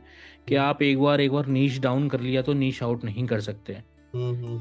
अगर आप इन्फ्लुएंसर इकोनॉमी में भी वो देखोगे, आप क्रिएटर इकोनॉमी में, तो बहुत ऐसे फेमस क्रिएटर्स हैं जो लोग इनिशियली कुछ और करते थे, अब कुछ और कर रहे हैं। बिल्कुल। बहुत सारे पॉपुलर मेन स्ट्रीम जो क्रिएटर्स हैं, पहले वो या तो टेक रिव्यू करते थे या तो गेमिंग की वीडियोस डालते थे। मिस्टर बीस्ट जो वर्ल्ड का सबसे बिगेस्ट यूट्यूब चैनल है, यस। वो माइनक्राफ्ट करके गेम है, वो खेलता था, उसकी वीडियोस डालते थे वो, राइट। और सिर्फ वही उनका कंटेंट था कई सालों तक। और उसके बाद अब उन लोगों ने नई चीज़ें ट्राई करी, वो तब भी 80% इफ़ यू गो बैक और अगर आप जाके देखेंगे तो माइनक्राफ्ट फोकस था। फिर उसके बाद उन्होंने एक्सपेरिमेंटेशन चालू किया। अगर वो एक्सपेरिमेंट नहीं करते, राइट। उनकी टीम नहीं करती, तो वो कभी देख ही नहीं पाते कि और क्या पॉसिबल है। हालांकि उनका नीच डाउन कर रखा था उन लोगों ने, तो इसलिए मैंने कहा 80% आपका फोकस होना चाहिए, आपको क्या करना है आपने डिसाइड किया। सो स्टेप 1 आपने अपना गोल डिसाइड किया, स्टेप 2 टाइमलाइन डिसाइड करी, राइट। स्टेप 3 आपका होना चाहिए कि इसको मुझे कैसे अचीव करना है। भाई इसको मुझे अचीव करने के लिए मुझे एक जनरलिस्ट अप्रोच लेनी पड़ेगी कि मुझे एक जनरलिस्ट ऐसे अप्रोच करना है या फिर स्पेशलिस्ट अप्रोच। फॉर एग्जांपल अगर मैं वर्डप्रेस के इंडस्ट्री में बात करूं, कुछ डेवलपर्स को मैं जानता हूं या कुछ एजेंसीज को जानता हूं जो एक्सक्लूसिवली NGOs के साथ काम करते हैं। वो उनकी अप्रोच नहीं थी पहले। राइट। राइट। वो जनरलिस्ट थे, उन लोगों ने हर तरह के क्लाइंट पकड़ना चालू करे। मेरे बहुत अच्छे दोस्त थे, गौतम नवाटा, वो काफ़ी NGO से रिलेटेड बिजनेस बनाते, वेबसाइट्स को हेल्प करते हैं वो। अच्छा। हाँ, तो वो एडकैम एशिया में साथ मेरे को-ऑर्गेनाइजिंग भी थे, को-ऑर्गेनाइजर थे, और मेरी काफ़ी अच्छी उनसे बॉन्ड हुआ उस टाइम। तो मुझे समझ में आया कि वो स्टार्ट ऑफ ने ऐसे नहीं किया था, और फोर्थ फोकस जो उनकी कंपनी है, पहले वो हर तरह के क्लाइंट्स देखती है और अभी भी देखती है, बट अब उनका एक स्पेशलिस्ट सर्विस निकल आई है जो कि NGOs के लिए। अच्छा। तो वही आप एक जब जनरलिस्ट अप्रोच चालू करते हो तो आपको टाइम ज़्यादा लगता है, बट आप मार्केट में हर एक चीज़, जब आप बुफे में आप कहीं जाते हो शादी में, आप थोड़ा थोड़ा जब सब चख चुके होते हो तो आपको बेटर आइडिया होता है कि मुझे अपनी थाली में क्या लेना है सेकंड राउंड में। बट अगर आपने फोकस कर लिया भाई मैं तो सिर्फ काजू करी खाऊंगा, मटर पनीर खाऊंगा, तो maybe you are missing out on something more tasty. Right. Right. Yashvardhan ji, बहुत अच्छे से आपने इंसाइट दिया, और ये क्वेश्चन मैंने पर्पसली इसलिए पूछा है कि हम लोग जब ट्रैवल करता हूँ ना पूरे इंडिया में, तो एक अप्रोच मुझे देखने को मिलता है कि इंडस्ट्री या निश के अलावा ज्यादा फोकस होता है डेजिग्नेशन पे। यस। इसलिए मैंने ये क्वेश्चन आपसे पर्पसली पूछा, क्योंकि हम लोग ज्यादा अट्रैक्ट जो करता है ना वो है डेजिग्नेशन, कि डेजिग्नेशन अप्रोच वाला, लेके इसमें से ये करके मैं ये दिखूंगा, ये बट यहाँ पे जैसे आपने सारे बहुत ब्रेक डाउन करके जो समझाया कि यहाँ पे किस तरह हम प्रॉब्लम सॉल्व कर रहे हैं और क्या आप सॉल्व कर रहे हैं, तो ये बहुत इंपॉर्टेंट है ना, किस इंडस्ट्री के लिए है, किस प्रोडक्ट के लिए है, जो कुछ भी है, पर वो क्या अप्रोच है, चाहे वो जनरलिस्ट ऐसा हो या एज अ स्पेशलिस्ट जो आपने बताया, इस तरह से वो अप्रोच जरूरी है। यहाँ पे ये इम्पोर्टेंट नहीं है कि कौन सा आपका डेजिग्नेशन है, ये बिल्कुल नहीं। वो सेलिब्रेट हो, वो इम्पोर्टेंट नहीं है, but as a problem solver जो है वो आप करते जाए तो ऑटोमेटिकली लोग जो है या आपके कस्टमर्स है वो आपको एज ए डेजिग्नेशन, वो आपको आइडेंटिफाई करेंगे कि ये प्रॉब्लम बिल्कुल सॉल्वर है स्पेसिफिक टू सर्टन इंडस्ट्रीज। तो ये एक मैंने देखा है कि ये डिस्कशंस बहुत होते हैं और ये माइंड में रहता है, तो ये चेंज करना थोड़ा माइंडसेट इम्पोर्टेंट लगा मुझे। बहुत ज़रूरी है वो मार्केट में। मतलब जो आपने चीज़ जो अभी मेंशन करी कि लोग टाइटल से काम से पहले टाइटल्स के भूखे हैं, वो हैं। अब वो मार्केट में क्या कर सकते हो आप, लोग हर तरह के हैं दुनिया में। और but in the and bottom line, अगर आपको सक्सेस चाहिए ना, टाइटल आपको वहीं होल्ड करता है मेरी नज़र में। बिल्कुल बिल्कुल, यस। टाइटल आपको बांध देता है, आपको लिमिट कर देता है। हम्म। एक प्रॉब्लम सॉल्वर कभी लिमिटेड नहीं होता, एक सॉल्यूशन क्रिएटर जो होता है वो बिल्कुल, कभी लिमिटेड नहीं होता। Right right. अगर आप एक कोई टाइटल के पीछे जा रहे हैं तो मैं कहूँगा आप अपने आपको लिमिट कर रहे हो, आप अपना स्कोप नैरो कर लेते हो। हम्म। आप नंबर ऑफ शॉट्स बोलते हैं ना, या फिर कितने चांसेस आप ले सकते हो लाइफ में इस बिल्कुल, चीज़ में कुछ बड़ा करने के, वो आप राइट, लिमिट कर लेते हो। यस। मेरे कई सारे डिफरेंट रोल्स मैंने एक्सपीरियंस करे हैं वर्डप्रेस इंडस्ट्रीज़ में। मैंने इजरायली टीम्स के साथ काम किया है प्रीवियसली, मैंने यूएस टीम के साथ काम किया है, मैंने यूके की टीम के साथ काम किया है, राइट राइट मैंने ऐसे फाउंडर्स के साथ भी काम किया है जो ओरिजिनली यूके से थे, बट उन लोगों को अपनी लाइफ तो वो हस्बैंड वाइफ का बिजनेस और मैं उनमें मार्केटिंग लीड था, तो उनको उनको आइलैंड लाइफ जी, तो अपने बच्चे के साथ वो स्पेन शिफ्ट हो गए थे और वहाँ से ऑपरेट करते थे और मैं इंडिया से कोलैबोरेट करता था उनके साथ। ओ। हम्म तो ये सारे लोग कभी टाइटल के भूखे नहीं थे, हम्म। ऑल्दो वो on paper director and CEO होंगे, but they were always asking कि भाई हमारे कस्टमर्स को हम और कैसे बेटर कर सकते हैं राइट और राइट। हम क्या प्रॉब्लम सॉल्व कर सकते हैं। कोई ऐसे गैप्स हैं मार्केट में जो प्रॉब्लम सॉल्व ही नहीं हो रही है, या हो रही है बट उस तरीके से नहीं हो रही है, कहीं पेन है क्या, कहीं प्रॉब्लम मार्केट में। ये वो इसराइल के मेरे साथ जो एक्स को वर्कर्स हैं उनने भी हमेशा इसी डायरेक्शन को पकड़ा, और आई थिंक मेरी डायरेक्शन में उनका इन्फ्लुएंस काफ़ी ज़्यादा है। उन लोग के सोचने के नज़रिया कारण मैंने सीखा कि भाई एक्चुअली प्रोडक्ट बनते कैसे हैं, सॉल्यूशंस कैसे बनते हैं, मार्केट कैसे डेवलप होता है, बिल्कुल, रिजल्ट्स कैसे आते हैं। राइट। बाकी चीज़ें होती हैं वो अपने आप हो ही जाती हैं, लेकिन टाइटल्स हो गए और बाकी चीज़ें हो गई, ये आपको लिमिट करती हैं। राइट राइट, बिल्कुल। व्यूअर्स, अगर आप सोच रहे हो ना कि मेरे ये फोकस है कि मेरे को ये टाइटल चाहिए, मेरे को अपने विजिटिंग कार्ड पे लिखवाना है, जी जी जी जी जी, doesn't matter, right, it will not matter unless people know you for your name. बिल्कुल। So thanks for insight sir Yashvardhan ji. और एनी फाइनल थॉट्स आप हमारे ऑडियंस के साथ शेयर करना चाहेंगे? Final thoughts I would say कि आई होप आप लोगों ने ये पॉडकास्ट देखा तो आपको कुछ वैल्यूएबल सीखने को मिला हो। अगर आपको डेफिनेटली मिला है तो प्लीज़ आप मुझे रीच आउट करिएगा। आई आस्क सुमन जी कि मेरे कॉन्टैक्ट डिटेल्स आप या फिर मेरे ईमेल या सोशल प्रोफाइल्स आप इस पॉडकास्ट के डिस्क्रिप्शन में डाल दें। जी जी। और अगर आपको कुछ सीखने को मिला है तो आप वो मेरे लिए बेस्ट आउटकम होगा। अगर आप एक भी इंसाइट इस पॉडकास्ट से लेके जाते हैं घर, और अगर आप उस पर एक्शन करते हैं, सारी चीज़ें जाने दीजिए आप, बस एक सिंगल थिंग, तो वो मेरे लिए बेस्ट विक्ट्री होगी। और आई थिंक मेरे सुमन जी जो इतना अच्छा इनिशिएटिव कर रहे हैं यहाँ पे, इतने सारे लोग, आई डोंट नो अब जो करंट व्यूअर्स देख रहे हैं, बट मैं ऑलमोस्ट एवरी एपिसोड सुबह जब मैं कॉफ़ी बनाता हूँ और अपना ब्रेकफास्ट कुक कर रहा होता हूँ, तो अपना मैं लैपटॉप खोलता हूँ, उसको ऊपर जहाँ मसाले रखने का शेल्फ होता है ना, ताकि उसमें कुछ चले ना जाए, उसको मैं लैपटॉप को वहाँ रख देता हूँ, हाँ, क्योंकि मोबाइल की आवाज़ थोड़ी कम होती है, मैं पूरे किचन में घूमता हूँ तो इसलिए राइट उसको राइट। मैं वहाँ रख देता हूँ और सुनता होता हूँ। तो जैसे रिसेंटली मैंने प्रियंका का पॉडकास्ट जब सुना था, क्योंकि वो मेरी एक्स को वर्कर है, उसको काफ़ी टाइम से मैं जानता हूँ, हम लोग रैंडम कभी भी बात कर रहे होते हैं, राइट। तो हम दोनों ने आइडिया बॉक्स में साथ में काम किया था। तो उसके ओपिनियंस कंटेंट मार्केटिंग डॉक्यूमेंटेशन के ऊपर सुन के मुझे काफ़ी अच्छा लगा था कि अभी वो कहाँ परफॉर्म कर रहे हैं, ग्रो कर रहे हैं। तो राइट सिमिलरली अगर आप लोग भी कुछ सुन रहे हैं इस पॉडकास्ट को, जिस भी फॉर्म में, जिस भी मीडियम पे, अगर आपको सीखने को मिला तो दैट वुड बी मेरे लिए एक विन। मेरे को लगा मैंने अपना टाइम और सुमन जी ने अपना टाइम दिया है, वो उसकी पूरी वैल्यू निकल आई है। राइट और साथ में मैं कहूँगा कि वर्डप्रेस में अगर आप अभी भी सोच रहे हैं कि इन्वॉल्व होने का, तो प्लीज़ अभी कोई लेट नहीं हुआ है। सब आपको टाइम है, इतने अपॉर्चुनिटीज़ हैं। इनफैक्ट आप इंटरेस्टिंगली सुमन जी और मैं भी एक दूसरे को अच्छे डीप नेटवर्क में तभी मिले थे जब हम वर्ड कैम्प में एक दूसरे से मिलना चालू हुए थे। पहले हम मिले, एक इनफॉर्मल हेलो हाय था, एक एक एक लहजा था। फिर नेक्स्ट टाइम मिले, फिर हम यार जैसे बात कर रहे थे, बहुत गप्पे मार रहे हैं। फिर उसके बाद मिले और ऐसी बॉन्डिंग्स बढ़ती है। मेरी पहले वर्ड कैम्प में काफ़ी शाय था मैं, और उसी के अराउंड मैं मेंशन करना चाहूँगा कि वर्ड कैम्प राजस्थान आ रहा है। और अगर आप लोग इंटरेस्टेड हैं कि को आई थिंक सुमन जी भी अटेंड करेंगे, राइट?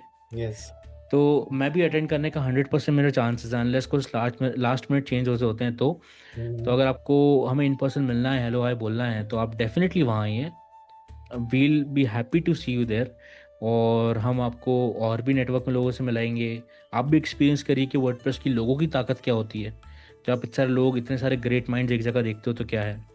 और लास्टली आई होप मैंने यहाँ पे कुछ प्रोडक्ट्स मेंशन करे थे, वो आपको कुछ प्रॉब्लम सॉल्व करें। उन प्रॉब्लम्स के अराउंड अगर आपको कोई वैल्यू आउटकम लगता है और आपको कोई प्रॉब्लम्स आती हैं, सो मैं यही बोल रहा था कि अगर आपको कुछ सीखने को मिला है और आपको इन प्रोडक्ट्स के बारे में कुछ इंटरेस्टिंग लगा हो और आपको कुछ बताना हो, तो डेफिनेटली आप मुझे रीच आउट कर सकते हैं। और आई होप आपको कुछ आज नया सीखा हो। And thank you Suman ji invite करने के लिए। हालांकि आपने इनवाइट 6 महीने पहले किया था और फाइनली हम ये कर पाए। तो राइट मुझे बहुत अच्छा लगा आज यहाँ के, बहुत इंसाइटफुल कॉन्वर्सेशंस हुए और बहुत मज़ा आया। Right Yashvardhan ji, thank you so much. आपने जो भी इंसाइट्स शेयर किए रिलेटेड टू जो हम लोग बात कर रहे हैं, जो प्रोडक्ट्स है, वर्डप्रेस प्रोडक्ट्स की बात करें या गोडैडी के जो लेटेस्ट जो हैपनिंग्स है उसके बारे में बहुत अच्छे से आपने सब समझाया। एरो बिल्डर जो है उसके बारे में आपने अच्छे से समझाया। वाइब कोडिंग क्या है उसकी अंडरस्टैंडिंग आपने अच्छे से दी, और बाकी बहुत सारे इंसाइट्स यूज केसेस के साथ आपने समझाया।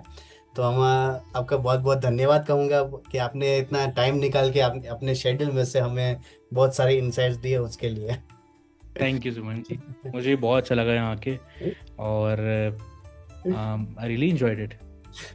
सो फ्रेंड्स, आपने देखा कि इस बार हमने यशवर्धन जी से हमने बात की, और जो वर्डप्रेस में प्रोडक्ट ग्रोथ की बात करें या सेल्स एक्सेलरेशन की बात करें, तो उसके अराउंड हमने डिस्कशंस किए। हमने जाना कि किस तरह से आप इम्प्लीमेंटेशन करें, क्या अप्रोच, वो बहुत इम्पोर्टेंट है। आज वो बहुत इम्पोर्टेंट है, चाहे हम किसी भी टेक्नोलॉजी में हो, किसी भी इंडस्ट्री में हो, बट अप्रोच यहाँ पे बहुत इम्पोर्टेंट है। तो उसके बारे में बहुत अच्छे से यशवर्धन जी ने हमें अंडरस्टैंडिंग दी कि किस तरह से हमें अप्रोच लेना चाहिए, कहाँ पे ठहराव की ज़रूरत है। कभी कभी ऐसा है कि हम बहुत फास्ट हम सोचते हैं कि चलो इतना फास्ट जाए कि हम जल्दी से सक्सेस ले लें, बट ऐसा नहीं। कहीं कहीं कहाँ कहाँ आपको स्टॉप भी होना है, थोड़ा गैप भी लेना है, थोड़ा एनालिसिस भी इम्पोर्टेंट है कि किस तरह आपका ग्रोथ जा रहा है, कहाँ पे आपका डायरेक्शन जा रहा है। तो ये सारे इंसाइट्स हमें दिए। तो इसी तरह हम लोग आगे भी जो है हमारे वर्डप्रेस इकोसिस्टम में या इंडस्ट्री स्पेसिफिक जो लीडर्स हैं उनके साथ हम बात करते रहेंगे, और हम लोग जानते रहेंगे, आपसे इंसाइट्स शेयर करते रहेंगे इसी तरह से। सो आपका बहुत बहुत धन्यवाद, आप हमारे साथ जुड़े हैं, आगे भी हम लोग जुड़ते रहेंगे। सो आप सभी का बहुत बहुत धन्यवाद। धन्यवाद। Thank you everyone. WP बात, WP का ज्ञान, भाषा का गौरव।